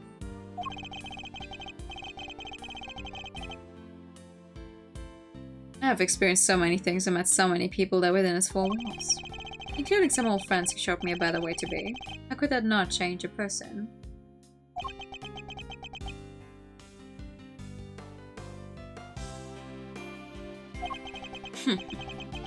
Well, I'll be. The old you would never have bared a soul like that. That was beautiful. You might have even surprised you know who and you know how much that takes. Tell you what, here's what we're going to do. We're going to start again with a clean slate. So, this is me. Edgeworth & Co. Law Office Eddie Fender's senior partner. Edgeworth? That's right. Mr. Fender began his legal career as an assistant to my late father, Gregory Edgeworth. He's definitely talking about his father then. You know who. What? Your dad was a defense attorney? So the you know who Mr. Fender keeps talking about is... Clever game master nails in one yet again. That's Right, I was talking about his old man. I guess you'll notice I kept his name over the door, so to speak. Least I could do for old Gregory, really. Listen, Edgeworth. Miles. I'm going to level with you here. I don't trust you. Not fully, anyway. I can't just forget about all those years you spent licking from Carmen's boots, you know. Anyone can say they've changed. I'm going to need you to prove it.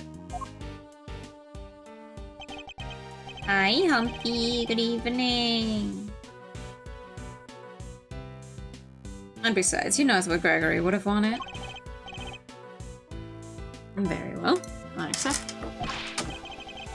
Okay, then that's enough hardball for one day. Let's move on to the fun stuff. I hereby appoint you Interim Associate of Edgeworth & Co. Congrats, man. I will try not to let you down. Well, doesn't this bring a tear to the eye? Prodigal son coming aboard his late father's firm. Permission to come on board too, please, Mr. Fender? Yeah, you don't have to ask, kiddo. We'll come to the crew. It's going fine. How are you doing? Ooh, thanks, Captain. Alright, here's the time to go to work. So, where to begin? Any bright ideas, Miles? Where were we when we were so rudely interrupted?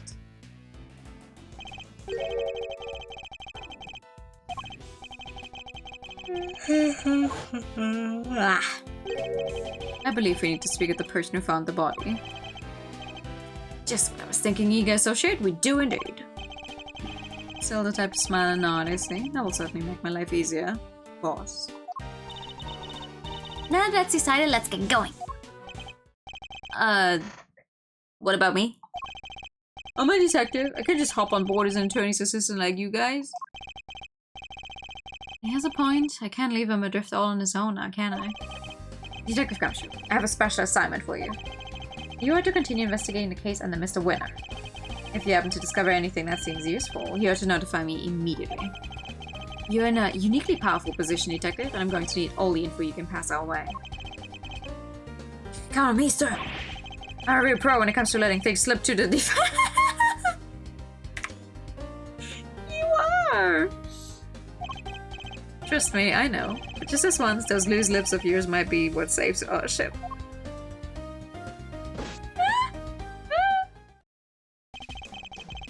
So wait, the prison gates get serious because here we come.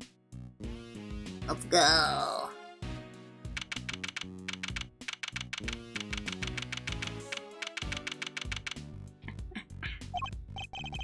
So, any idea how to track down whoever found the Bronxter's body, Miles? I think our best bet would be to simply ask around. Oh, don't you dare! Hello? Who is this? Excuse me, but oh, Mom, I just look at you. Are you talking to me? This fabulously chick, darling, fabulously. Facial hair so very au courant, don't you think? Enchanté, mademoiselle, much obliged. Defense attorney at Defender at your service. Let's get things off on the right foot, shall we? A little ambassador, perhaps? Oh, I like the sound of that. What is happening? Oh. Right on the kisser. Ah, Elsa's one greeting a friend. A little smooch is entirely the... I do not speak French. You think? Ah, talk about stealing a kiss. Indeed, an act so shameless it puts even great thieves to shame. Physical contact is so very important as a form of expression for our little family. Everyone in this lovely home will tell you as much. Hey, if everyone else is hip to that, I can be hip to that too. Sure. Fifi Lagarde, by the way, one of this charming abode. Fifi Lagarde. Okay. You may call me Fifi, of course. So she's the one of the entire detention center and prison facility, is she? A pleasure to meet you, Miss Lagarde. Miles Atchway. I'm an associate with Mr. Fender's practice. hope you don't mind me asking, but were you here in the prison yesterday? Don't be silly, darling. Of course I was. Yesterday was a very important day, after all. Important in what way, exactly? A big meeting of some kind, perhaps? A meeting? Oh, heavens, no. I couldn't think of anything worse. No, yesterday the circus came to visit. Sorry? It was a simply spectacular event featuring some terrifically talented animals. Do we also have some lions that eat people's heads? Anyone had to be there. If you were here at home, you were watching the show with me. The performer set up a special stage in the yard just for us. We are one very lucky family in the super. So she was at the circus performance for the inmates yesterday morning. Mr. Carcerado mentioned a show yesterday as well. He must have been talking about the same thing. What time did the show take place? From around 8 until 10 maybe? Yeah, something like that. We also have the world's most insufferably oblivious and bizarrely fond of Pomerino. I sure hope not. The meeting had finished right around when the body was discovered. And by dint of having attended the show, she has a reasonably solid alibi. Oh, would you look at the time? Sorry, darlings, but I really must dash. If you'd explore our home, and Mikasa, Tsukasa, and all that, ciao for now. Honestly, the first time I saw her code and everything, I thought she was one of the inmates who just maybe stole someone's cap and is now pretending to be in charge here. Well, what now, Mr. Edgeworth? The person who found the body screamed, and that scream was heard by one inmate that we know. Therefore, our first task is to question this inmate and see what his information will take us next. I like that technically it was just this easy for us to get back into the crime scene. Hi. About the person who found the body, do you happen to know where he is right now? Should be one of the workshops, I guess. Usually is at this hour. And it seems the workshops are our next port of call.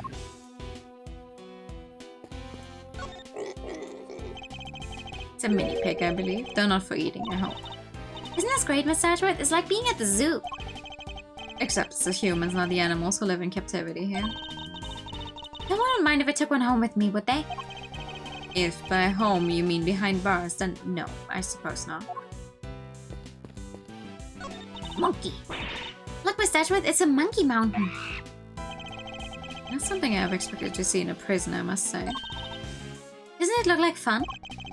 Not in the least. And while we are on the subject, you are not, under any circumstances, to climb on that structure. Do I make myself clear? I'd have to show the monkey who's boss. Please, Kay, you really don't. Oh boy. Where's the rubber just... I nearly tripped over it. Isn't this great, Miss Edgeworth? It's like being At the zoo, that's the same text again. What about the cat? Do you have a moment? We have a few questions for you. Oh, who's a good girl? You are. You're just perfect. She really is. She's beautiful. Ahem. Meow. It's funny.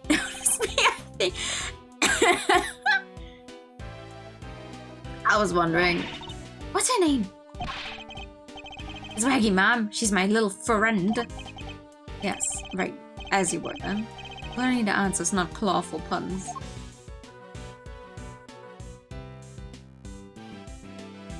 Clawful pun.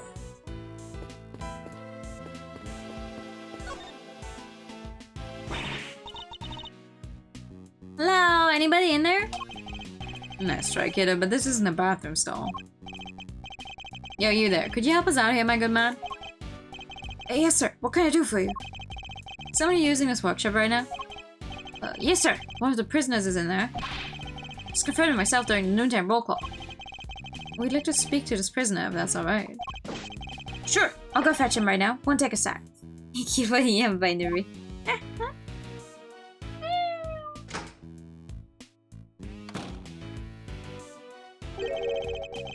These ones are yours, Miles boy. Why? Let's just say I'd rather not roll the dice on someone I don't know, yeah? Huh. I thought adults were all supposed to be strong and brave. Well, you're not looking so brave yourself right now, so let's call it even. Here they come.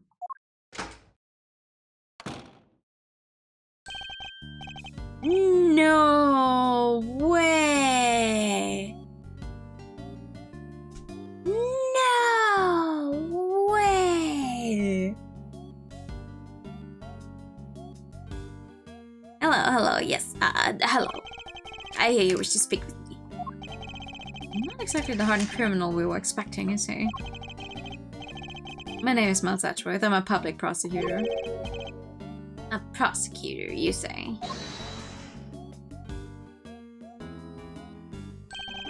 A defender, attorney at law. Happen to being too scared to handle this. Listen, sorry about my pal here. He gets the weirdest ideas. Prosecutor, indeed. That'll be the day. He's actually just an associate. Jeez, Miles, get a grip, will ya? He's right. I mustn't forget that I'm a defense attorney's assistant for the time being. That explains it. I did think you looked a little different from the prosecutor I spoke with yesterday. He's already spoken to Winner. Would you mind answering a few questions? No, of course not. I'd be delighted. Yeah, did you kill someone with a thinker statue? No, sorry. The name's Sawit. Frank. Sawit.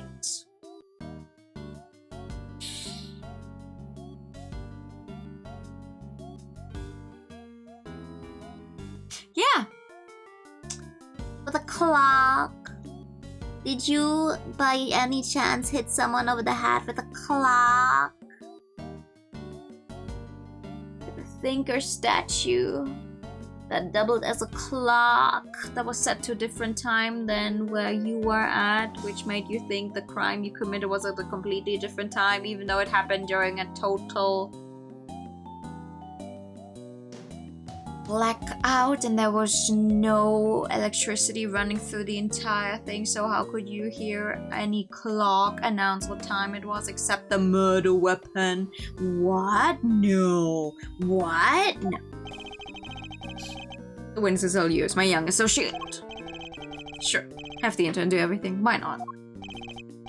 Mr. Sawit, you're no doubt aware that a murder took place yesterday. Would you mind telling us where you were at the time the body was found? Yes, I was in a workshop there, working as one might expect. What kind of work were you doing? Well, I'm actually retraining at the moment. I'm hoping to become a stylist, you see. A pet stylist, that is. Yes, so I've been studying hard and practicing every moment I can. An unusual field of study befitting an unusual prison, I suppose. And that's it. I certainly didn't see anything. The guy, whose last name is Sawit, didn't see anything. Yeah, right. Interesting. I've barely asked him anything at all. He's already sweating bullets. Yes. I'm afraid I won't be able to help you. Sorry. Hold it! No, I'm the one who's sorry, Mr. Sawit, but his interview has only just begun. Well, I mean, even if you were to ask me, You know something, don't you? that's... He's definitely hiding something. I'll need to push him a little harder for him to get any answers. He's never held a clock before. Do I want to know why you write clock like that? First step is to analyze the situation. Let's take a look at our opponents. Ooh, 3 pieces. I didn't see anything. I really can't help you, I'm afraid. Something tells me he'd be a good poker player. It's hard to tell much at all from his face.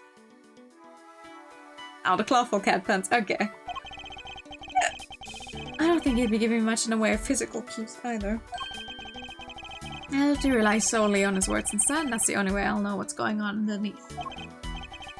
Alright, time to make my first move. Let's see who we're dealing with here. He may be good at hiding his emotions, but everyone has a talent.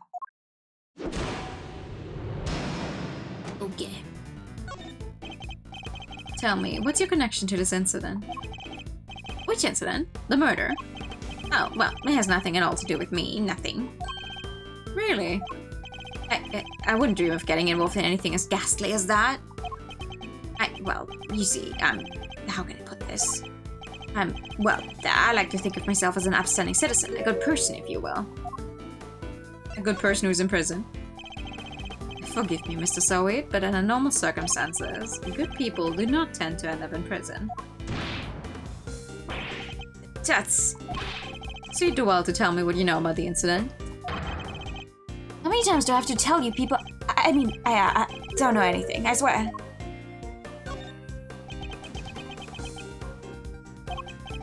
Sorry, I don't know what more to say, but I can't help you. My apologies, Mr. Soweid. But considering that the incident occurred right here in the prison, I find it very hard to believe that you know nothing at all. Oh, well, yes, I suppose I can see how it might seem unlikely, but it's true. If you're looking for the person who found the body, you'll have to look elsewhere. Oh, the person who found the body? Why do you think I'm looking for the person who found the body? I certainly never mentioned any such thing to you. Is it because you do know something you're not telling me after all? Aha! No, I just sensed that's who you might be looking for, that's all. I'm simply a pet stylist in training. I don't know anything, truly. There's no doubt about it now. This man is hiding something big. In which case, let's find out what he did yesterday, the day of the incident. My opponent is very good at hiding his true feelings, but not for long. It's time to smash a mask of his and see what lurks behind that phony smile. Tell me about the day of the incident. If you really don't have anything to do with the murder, then you have nothing to hide, right? Well, the day of the incident. Oh gosh, I mean, so much happened. What were you doing? I want to know what you were doing, Mr. Soweid, in detail. I told you I'm a pet stylist in training. And that's what I was doing yesterday, training. Specifically, I was giving the animals a trim. You didn't notice any commotion at the time of the incident? I would imagine things were suddenly quite tumultuous around here. Well, commotion, you say? No, not really. Maybe you hurt someone, but... You hurt someone? Was there someone screaming by any chance? And don't try to tell me you don't remember. You continue to assert that you know nothing about the incident, Mr. Soweid, but I'm afraid I don't believe a word of it. No, I thought I heard someone yelling, but I don't really remember. The fact that you heard a scream at the time of the murder may well prove to be a useful clue. I would do well to bear it in mind. Tell me about the day of the incident. If you really don't have anything to do with the murder, then you have nothing to hide, right? The day of the incident, gosh, how are things in the prison? What was it like here in the prison yesterday morning? I really don't remember. I have the best memory, I'm afraid. That's your plumb clue. You said you heard a scream. You don't remember, please. You literally just confirmed that you heard a scream. Oh, but I might have been mistaken. The truth is, I really don't remember. Your memory fails you yet again. How convenient. But I know you're lying, Mr. Soweid. How dare you talk to me like... I mean, I'm not lying. Look, if you must know, when I'm working with the animals and I get into the zone, they're all I see. I might understand you have something of a talent for animal grooming then. Well, my sister technique could use a little work, but I say I'm quite good with the animals. They seem to like me. I'm especially good at calming them down when they get scared. Scared? And when exactly do they get scared? Surely it doesn't happen very often. Well, that's... No, thankfully it doesn't.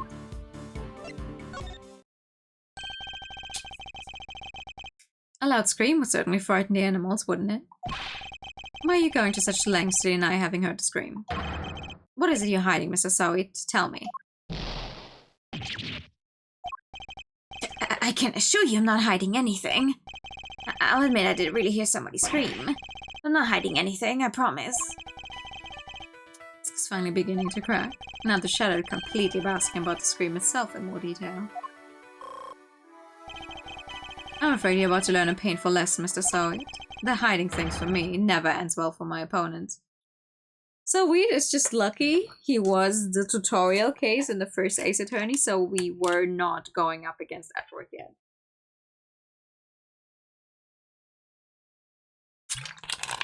That's the only thing. That's the only reason why Edgeworth doesn't know him, and it's just like... Otherwise, I think he would have remembered, like, wait, you don't hold on. When did you hear the scream?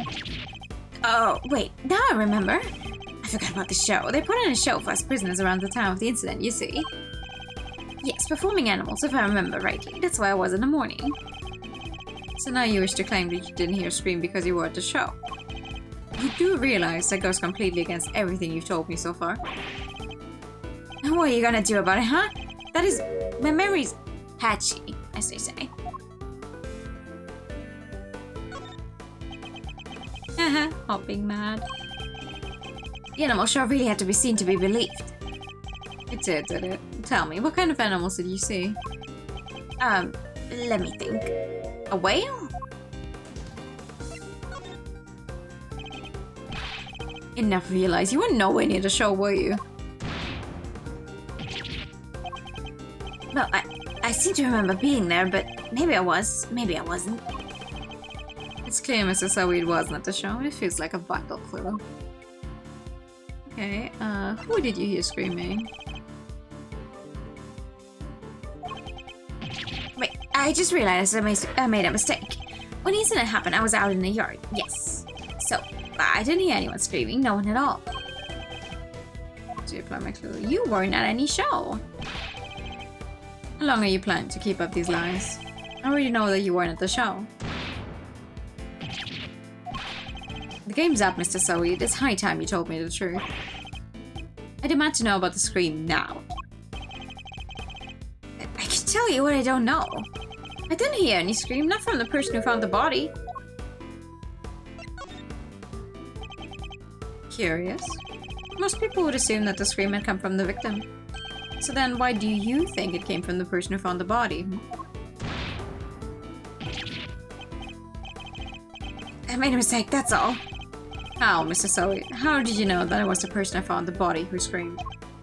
It's,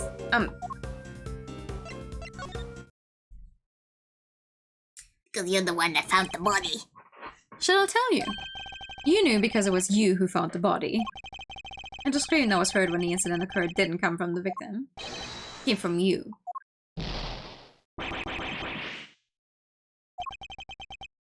how did you...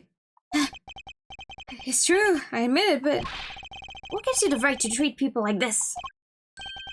Checkmate. Now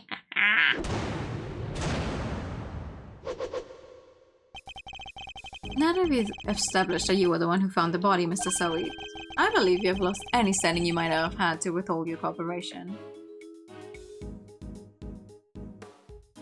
The scream that was heard when... Oh yes, but answer that! Wow. Don't we love those? Alright, you win. But I'm sure I won't have anything useful to tell you. It probably isn't even worth your time. That's not for you to decide. By my hand, the truth will be revealed. Every decision I make is to ensure that ends. Except, that's not exactly what we're here to do, is it? What do you mean? We're not trying to expose the truth, we're trying to save Simeon. That's what we do now, remember? We work to get our client out of trouble. Not as a prosecutor, but as a defense attorney's assistant. What the K-Master What the K-Master said, you need to listen to the kid more, you know. The client has requested the services of Edgeworth & Co. And, as your old man always said, your relationship with your client comes before everything else. So if you think Mr. Sane's well-being is taking a backseat to some quest for the truth, well, let's just say I don't like to fire people, so I need you to fight against your instincts a little harder, yeah? This will take some getting used to. In any case, the importance of this man's testimony remains unchanged. Therefore, Mr. Saweed, I'm asking once more, what happened when you found the body?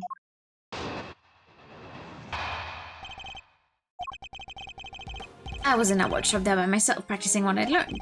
I don't remember how, but I found myself in front of the door to the other workshop. I happened to peek in through the little window. And then I saw him lying there, a man, not moving, dead. I quilled in fright and found myself screaming in sheer terror. Let me get this straight. The room you were in is next to the one where the corpse was found. Yes, that's right. I was in workshop B. And you were there the whole day?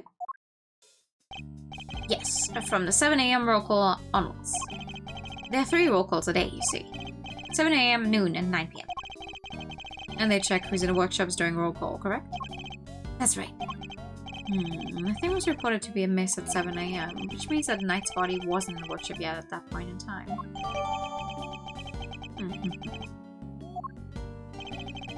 Guess that means the murder took place after 7 a.m. Which puts it right around the time the show was happening. Yes, the show. I remember the other prisoners going to see it.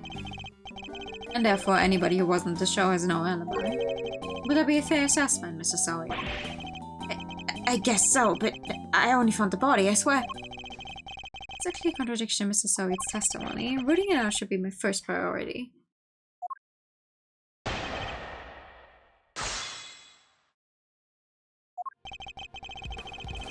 Well.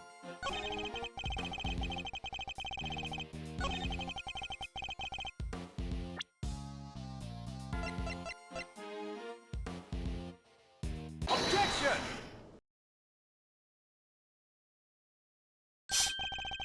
Enough of these pathetic lies, Mr. Sully. I'm afraid you've rather lost sight of what you are. What I am? I know precisely what I am. I'm a former newspaper salesman who's trained to be a pet stylist. Hold it! But that's not all you are, is it? Or did you forget the bracelet you wear around your wrist? The bracelet that marks you as a prisoner, and therefore unable to move around as you please. As you both know, stepping outside that door would have sounded an alarm. Well, that's... But there's no way you could have looked into the other workshop without leaving the room you were in. Oh, way stylishly done, Nijiru.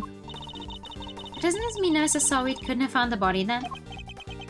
Good question, Kay. Perhaps Mr. Sawit himself can explain.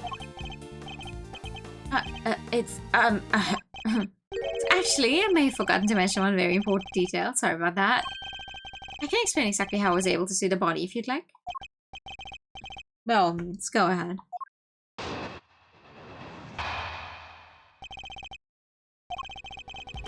There's a little trick you prisoners know about, you see. As long as you leave your bracelet inside the door, you can lean out without triggering the alarm. Can you... Yeah, and how are you going to lean around the entire fucking thing and still look through that window? I'd like to see that, my guy. That's how I was able to peek through the window and into the workshop next door. Inside, I spotted the victim's dead body, which made me scream in fright. So he's saying... he was able to take a look next door because he had kept his arm inside workshop B as he leaned out. Please don't tell anyone about a little trick, especially not the guards, please. Is this it? Is this all he was hiding? I better dig a little deep into his testimony just in case.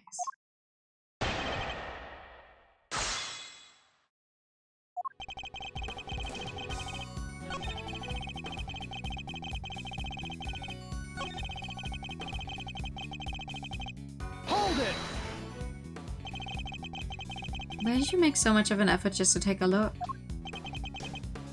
Well, you see, I heard noises coming from next door.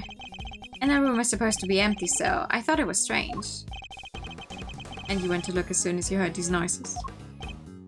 Yes, of course. I had to see what was going on, so I went right away. See.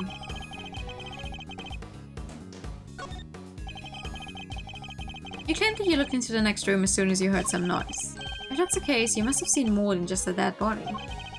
Because the person who made the noises should have been in there too.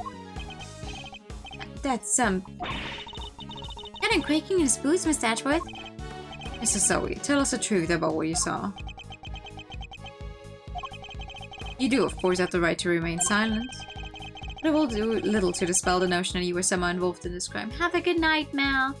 Get some rest. Frankly, I am thinking of maybe ending early as well, but I want to at least finish this section. I'm so tired. I'm sorry. I did see something else, but it's too insane to believe. I really thought I might have dreamt it. That's why I wasn't sure if I should mention it. Just tell us what you saw. Right. It was the dog. What I saw is the stuff of nightmares. Huge black dog. It sunk its terrible teeth into the victim's throat. What did you just say? It was hellish. Utterly hellish. Beast. Awful beast. He killed him.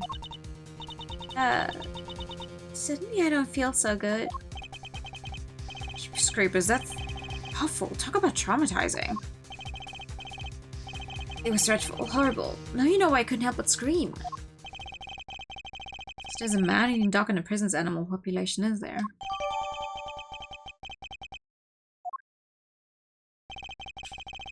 That really is everything, I promise. You believe me, don't you? For now. This one seems too far-fetched to lie, even for you. I'd like you to append what you just told us to your testimony, if you don't mind. Very well.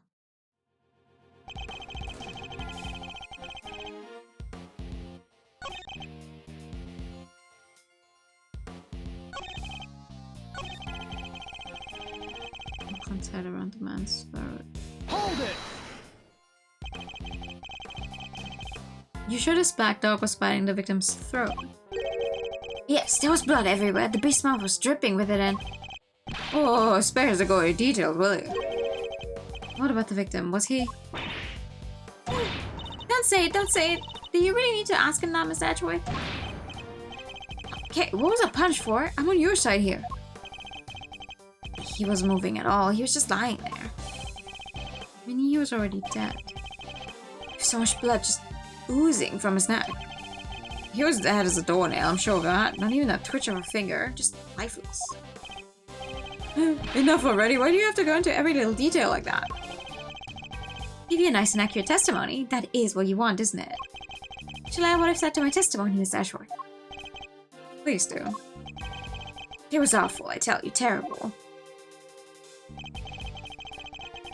His dad is a doornail, I'm sure that he took it just like that. I remember seeing his ring gleaming as a caught the light. Featured a snowflake motif in. How the hell would you be able to see that? Objection!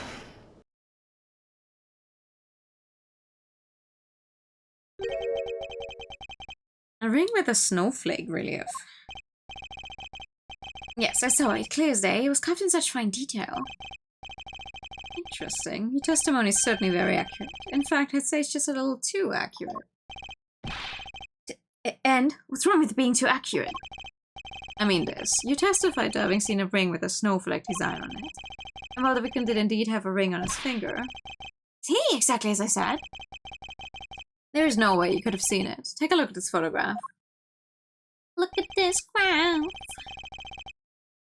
As you can see, the victim's right hand was covered by a tarp. It would have been impossible for you to see his ring, let alone what design was on it. Unless, that is, you approached the body and removed the sheet. You told us earlier you only took a look through the window in the door. Yet you seem to have seen quite a lot from such a disadvantaged location, Mr. Sawi.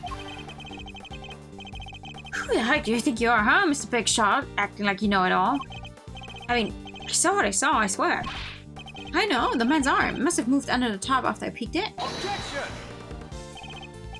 Nonsense, you already told us that can't have been the case.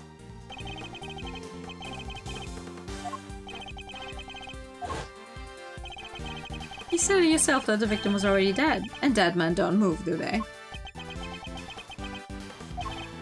How weird is that the stench of all the desperation I smell? What are you hiding, Mr. Sawi? Tell us. No, You're wrong. I know what I saw.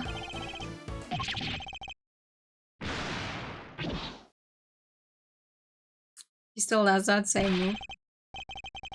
You let it go, could you? You had to keep on poking and prodding. She's letting me two-bit associate attorney. Seems to be Mr. Sawi has finally revealed himself. Oh, that's quite the rock he was, Rocker. I'm sure you like some kind of flying black cat. Look, I'm just a sweet, innocent witness here. Are you really? Because I must say, I have doubts. Very serious doubts. What's that supposed to mean? You saw something that should have been impossible to see from outside the workshop. So, how you do it? It's simple. Mr. Zoe, this is where you were standing when you saw the body. Take that! You were in the same room as the body. That's the only way you could have seen the relief on the ring.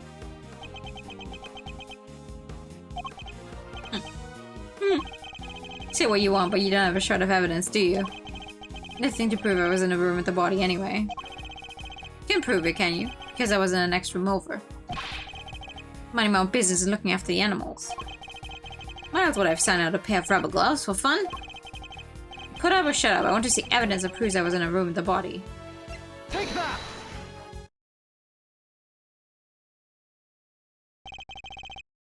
Remind me, Mr. Zoe, what were you doing when you discovered the body? How many times do I was practicing my pat styling techniques. Of course. Then perhaps this rubber glove might mean something to you? This glove was found by the victim's body. I believe it was dropped by the killer. And I can't help but notice that you have a similar glove tucked into your apron. This one's different. Hold it! Yes, that one does seem awfully lonely, doesn't it? It's just a rubber glove. There are hundreds of them all over the prison. This doesn't prove anything. Objection! Not yet, perhaps, but if I were to ask the police to check this glove for prints, I have a feeling the results would be rather fascinating.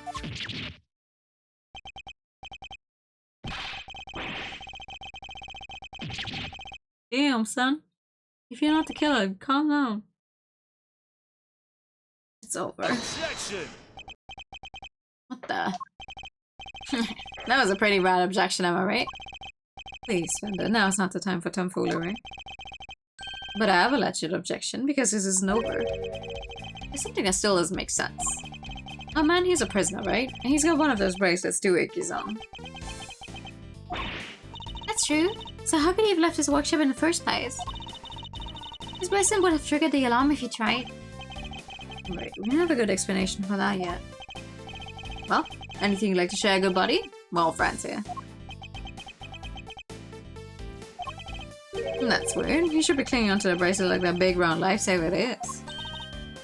In what way? As in, it's the best hope our wing-flinging friend here has for getting up to hope for murder. Sorry, you can't get into the crime scene with the bracelet on. If it was me, I'd be arguing that for my life. And yeah, he hasn't said a peep about it. I don't know where that might be. Sound of silence? I suppose Miss Law Priestess did preach that silence is golden yesterday, too.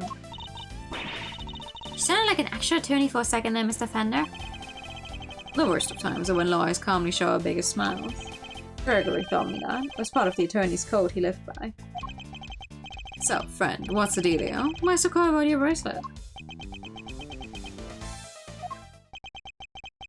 Well, to tell you the truth, it's broken. Broken? I fell over a little while back, you see, and hit it on the floor.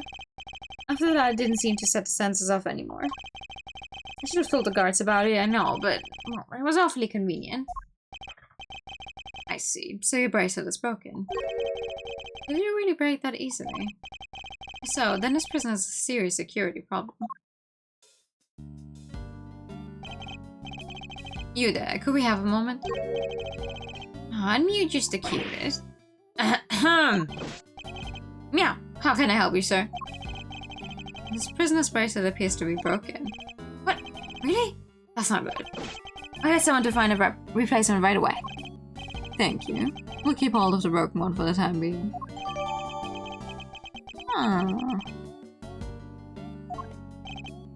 Of course, sir. I trust you take good care of it.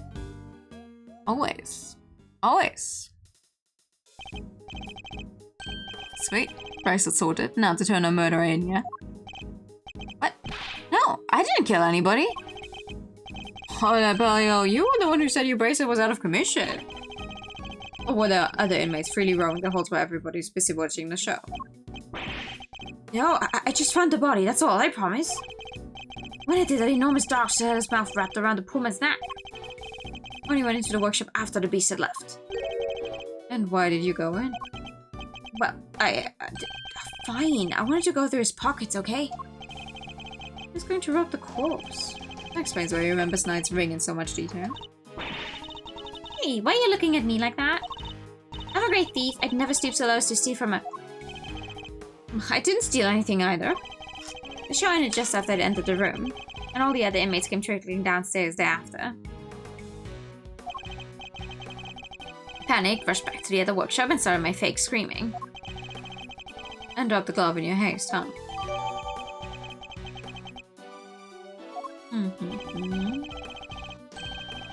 I guess this all just about hangs together. Anything smell funky to you, Miles? Other than whether Mr. Selweed is the one who did it? I say one very significant question still remains. The question of how Knight made it into the prison proper from his holding cell in the detention center. Oh yeah, that one's a doozy. I also cannot help but wonder about another key feature of Mr. Selweed's testimony.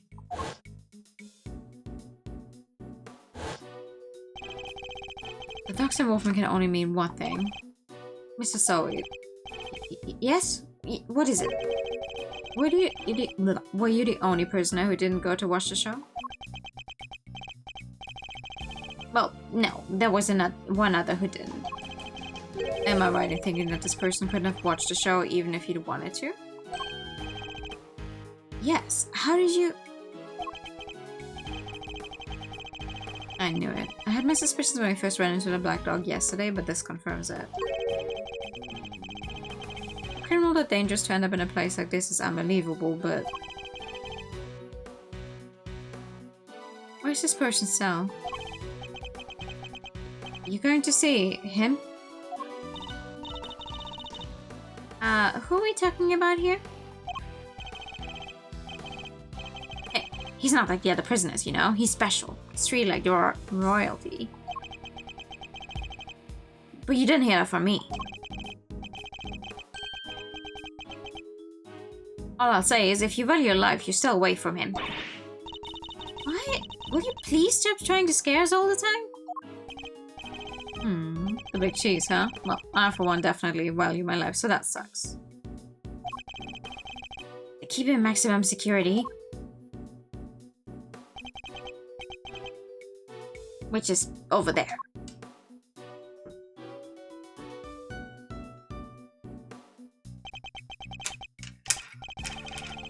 Maximum security. Well, that's certainly one way of treating someone differently.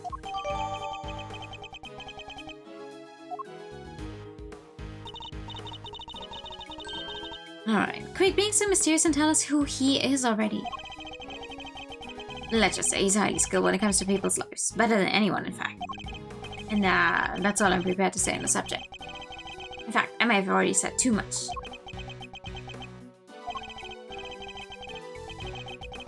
Well, Miles, say anything you care to share, or are you going to leave Kay and I in the dark here too? The mystery man in maximum security is an old acquaintance. Of course! Let's go pay him a visit. I suspect we'll find our dark canine friend there too. Oh?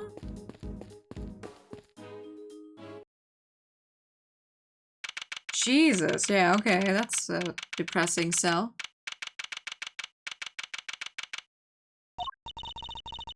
It's pitch black in there. I can't see a thing. Can you say that the Yatagata takes flight even in the dead of night or something? Even in the depths of night, when no other bird dares to take flight, one alone soars to shine the light of righteousness on the world's blight. And that one is me, for I'm the great thief Yatagata. Ooh, you're one powerful performer. Thanks, but that doesn't help me see in the dark. I'm a human, not a three-legged raven.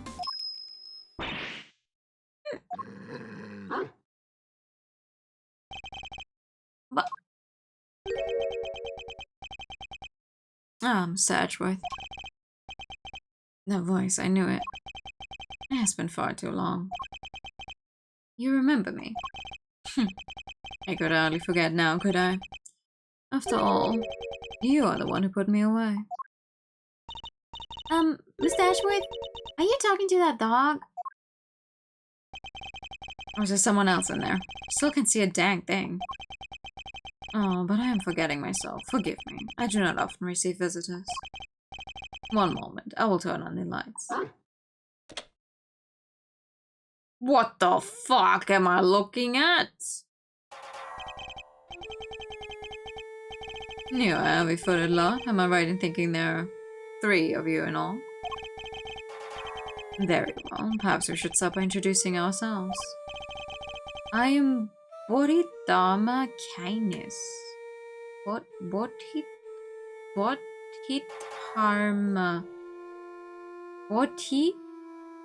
Bodhidharma Kindness. How do you say that? Bodhidharma. Bodhidharma Kindness. Well, I assume you killed someone. You probably harmed someone. But I'm trying to figure out what that name is trying to play on.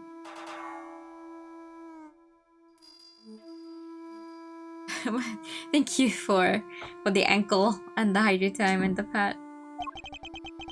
As you may have gathered, Mr. Edgeworth and I are old acquaintances.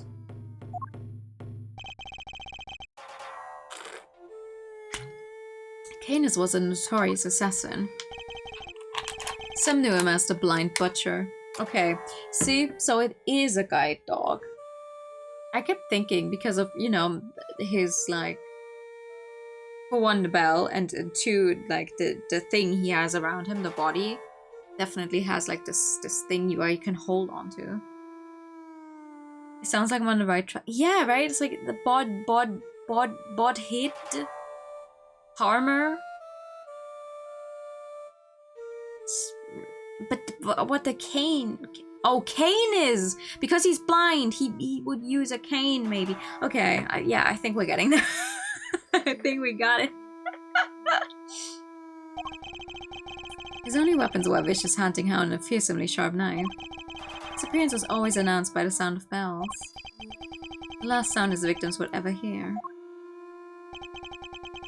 Well, Mr. Edgeworth, am I to guess why you have come to see me? You know why I'm here. In fact, I'm willing to bet you know every detail of the sordid little affair already. And I suppose we have nothing to hide from one another.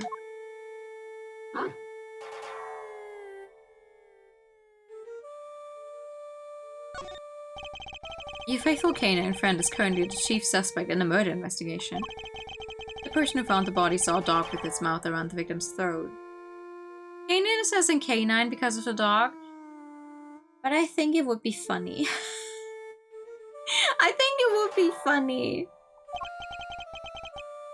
Your witness is mistaken. Helmut is a gentle soul. He is my eyes, nothing more. It is absurd to think that he would do such a thing, isn't it, boy? Yes, it is. You're a good boy, aren't you? Helmut is more than a mere seeing-eye dog, and he's certainly no good boy. He's also a trained killer. A weapon once used in this man's sordid trade. This witness of yours, he is trustworthy, I assume. So he does anything but trustworthy, he's still very much a suspect himself. He has no blanking. No, yes, I get that. They just told us that he only has the dog and his knife. But I think it would be funny if the cane association could work. Simply because of how the English language works. I can hardly claim that his testimony is beyond reproach.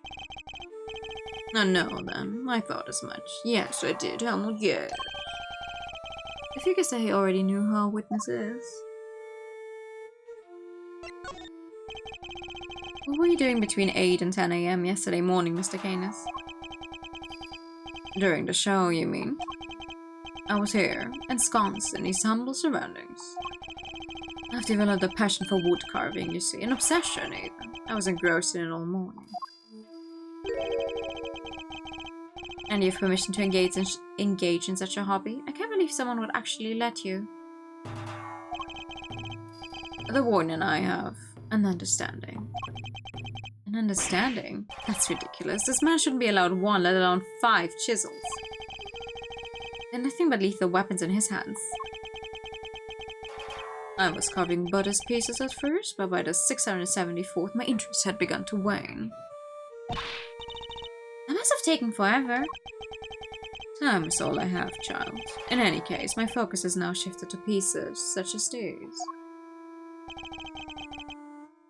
I didn't know you played chess. You play too, do you not, prosecutor? Perhaps one day you might indulge me. Though you may find my game rather rudimentary. I only began after my arrival here, I'm afraid. What's that piece? A dog with 3 hats. Ah, yes, the dogs of war. You must forgive my little joke. Chess is, after all, a game of war. Soldiers, knights, castles. All doing their utmost to protect the king, all loyal to the last. I've always thought it strange that such a game has no place for a dog. After all, what more loyal weapon could an army call upon? Still, it's simply a piece I made for fun. Fear not, I play by the regular rules, and with the regular pieces. I can imagine it's easy finding opponents to play here in prison, though. Oh, I have my correspondence. Correspondence chess, then? Sharing moves by post? Yes, even prisoners are allowed to send and receive letters. The contents are inspected, of course. Although I've yet to receive the details of my current opponent's next move. I wonder if your current opponent might not be our murder victim. Sounds like his current opponent isn't a resident here. Oh, or someone outside, okay. I suppose you know the identity of the deceased, Mr. Canis. His name was Bronco Knight, was it not? Poor, unfortunate soul. You keep your ear to the ground. My ear's all I have, Mr. Edward. I'm not surprised that he's plugged into the prison's information network. But perhaps he was not so unfortunate after all. What do you mean? Mr. Knight's crime was a great one, a crime for which he would have been made to pay dearly anyway. The attempted assassination of a president. That is no small matter. Attempted assassination? Wait, Mr. Edward, didn't Mr. Knight... Yes, we proved that he murdered his team leader, and that there was no attempt on the president's life. Jibby, are they attempting to cover President Wang's fake assassination scheme? Whoa there, cowboy. You're saying the prankster didn't actually have a pop at the press? I was hired to defend him on the charge of attempted murder. You mean you don't know what really happened? So what, they just blamed the whole assassination thing on Mr. Knight? It would explain why the committee was so keen to get involved. Of course, they took you off the case to try and keep you away. And stopped the Wiener Kid. The Wiener Kid? To push through an attempted murder charge. In other words, they're trying to cover up the truth. So they really were trying to frame him. According to the guards, this night, was it? They tell me he was violently insisting that he had attempted no assassination. Which would have come out anyway when the case went to trial. I'm no expert in legal matters, but allow me to say this one thing. I know for certainty that he would not have been the first inmate in prison on false pretenses. An uncomfortable fact, but a fact nonetheless. Yes, yes it is, yes. The courtroom is not always the bastion of truth you believe it to be, Mr. Ashworth. No bastion of truth, huh? I've heard something to that effect before. Yes, from a certain Interpol agent who doesn't have much faith in prosecutors. Interesting to behind those closed courtroom doors.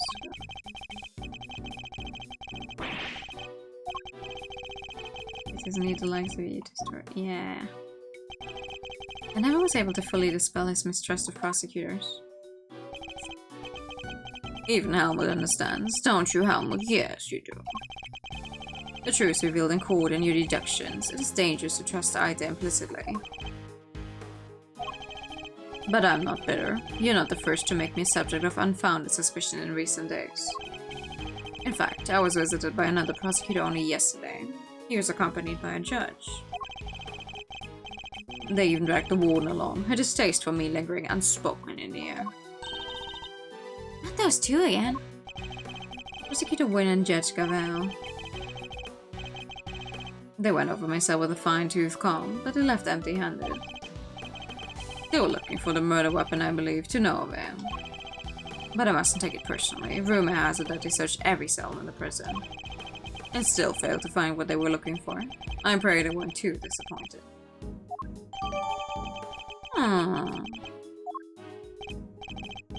Well, that posed more questions than it answered. What do we do now? So his testimony's flimsy at best. I'll need more proper evidence if I want to take Canis on. I think that's quite enough chit-chat for one day. Hamill will show you out. Good boy, Hamill. Go on now. He's not showing us out permanently, right? Let's get out of here, come on.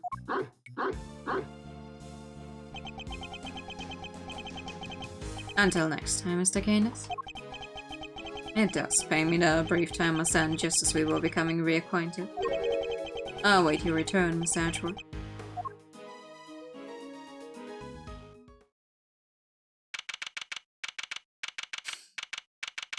Didn't I tell you not to climb on that thing? Not to gather the evidence I need to bolster my case.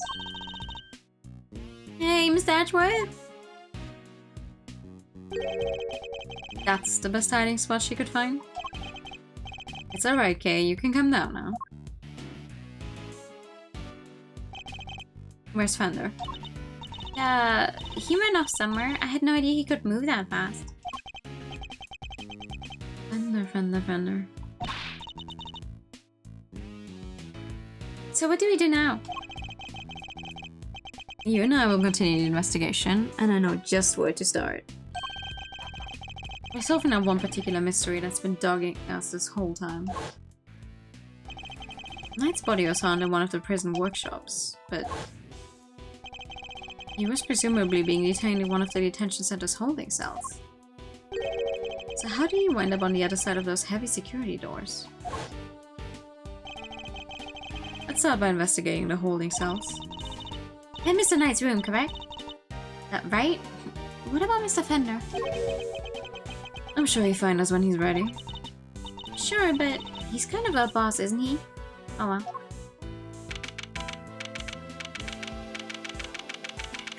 We don't really care about all that. The victim's cell is just over there. Lead the way, Miss Ashworth.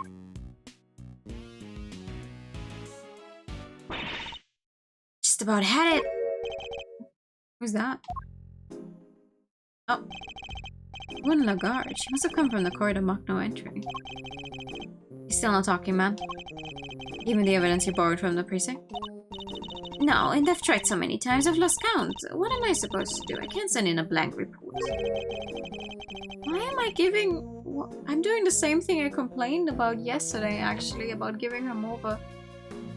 I cannot do... I'm trying to give her a French accent, but it doesn't sound French. It sounds Russian again. I complained about this exact thing yesterday, and I'm doing it as well. I guess a killer for hire was always going to be a tough nut to crack. Killer for hire? Oh. I couldn't help overhearing Warden Lagarde, but were you just talking about Bodhidharma kindness? Bodhidharma. Oh my, when you were listening, how very gosh, of you, a girl's privacy is her armor, you know? Do you normally conduct interrogations of the man yourself? Oh, it's not just him, darling. I try to have the occasional tete-a-tete. That's not how you say that. Tete-a-tete with everyone, you see? That's what it means to be a member of the family in this little home of ours. There isn't a person who hasn't made a pilgrimage to my office at least once. Your office? I say, it is angling for an invite. Well, I suppose it is the hottest ticket in town. Sound this corridor here, darling, but for your information, I don't let just anybody wander in willy-nilly. Now I'm just completely fucking up. It's honestly, I will put it right around here. It's a wonderful room if I do say so myself. All my guests rave about it. And who wouldn't want a view of my fabulous garden in the yard? Oh la la! The yard? If it's anything like the rest of the place, it's probably full of adorable animals, right? Can I see?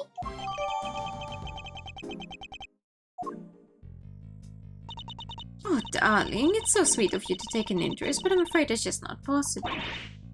Why not? Because you're not a member of our home. If you want to see it that badly, you just have to get convicted for doing something unspeakable. That's a rather steep price to pay. How about just listen to me chattering away like there's no tomorrow? It's time for Allie's lunchy bunch. The poor dear will be dying. Allie, the sweetest little deer in all the world. I know I shouldn't have favorites, but you know how it is. Now to the yard with me. Ciao for now, darlings. Girl, what the fuck? I wanted to ask her more about Canis, but she dominated the conversation from start to finish. Let's go investigate the victim's cell, shall we?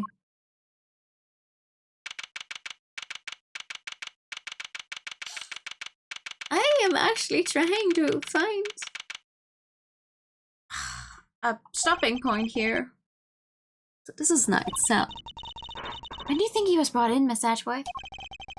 I would have had to have been the evening of the 25th, just after the events at the lake. And then at some point he wound up in the prison proper, but how? There must be some evidence here that will point us in the right direction. Alright, let's get looking, Miss Ashworth. Okay, that's a good enough point for me, because I am falling asleep in my seat. I'm so sorry. But I'm gonna have to cut this one a little short. But we're gonna investigate here properly next time. Oh, sorry. Next time. I just saved, but sure. Let's save again, whatever. Thank you for the fact. Ooh, that's an interesting picture to stop on.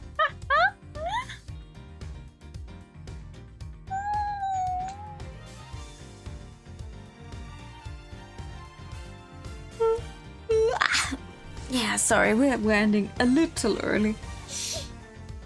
But we'll continue next time. Thank you for the stream. No, thank you for coming by.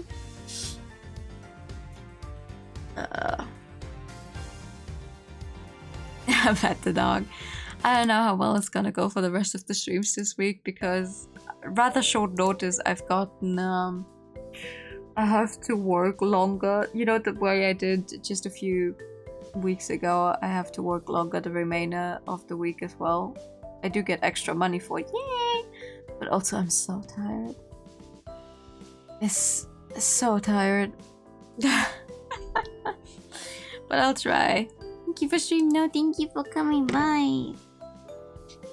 I've got to send you guys over to Civil, who's for one, currently doing a donathon, and two, playing Refine Self. So that's fun. That's a game we know. That's a game we've played before. So let's go over there. Let's see. I did actually not typo her name. Nice. I always am afraid of typing her username for some reason. It hasn't happened yet, but I'm always afraid. I'm always afraid. But now though, have a good night. On Friday I plan on continuing Boyfriend Dungeon at least. This game will hopefully continue on Sunday, but that's the plan for now. Have a good night. And bye bye. Bye bye.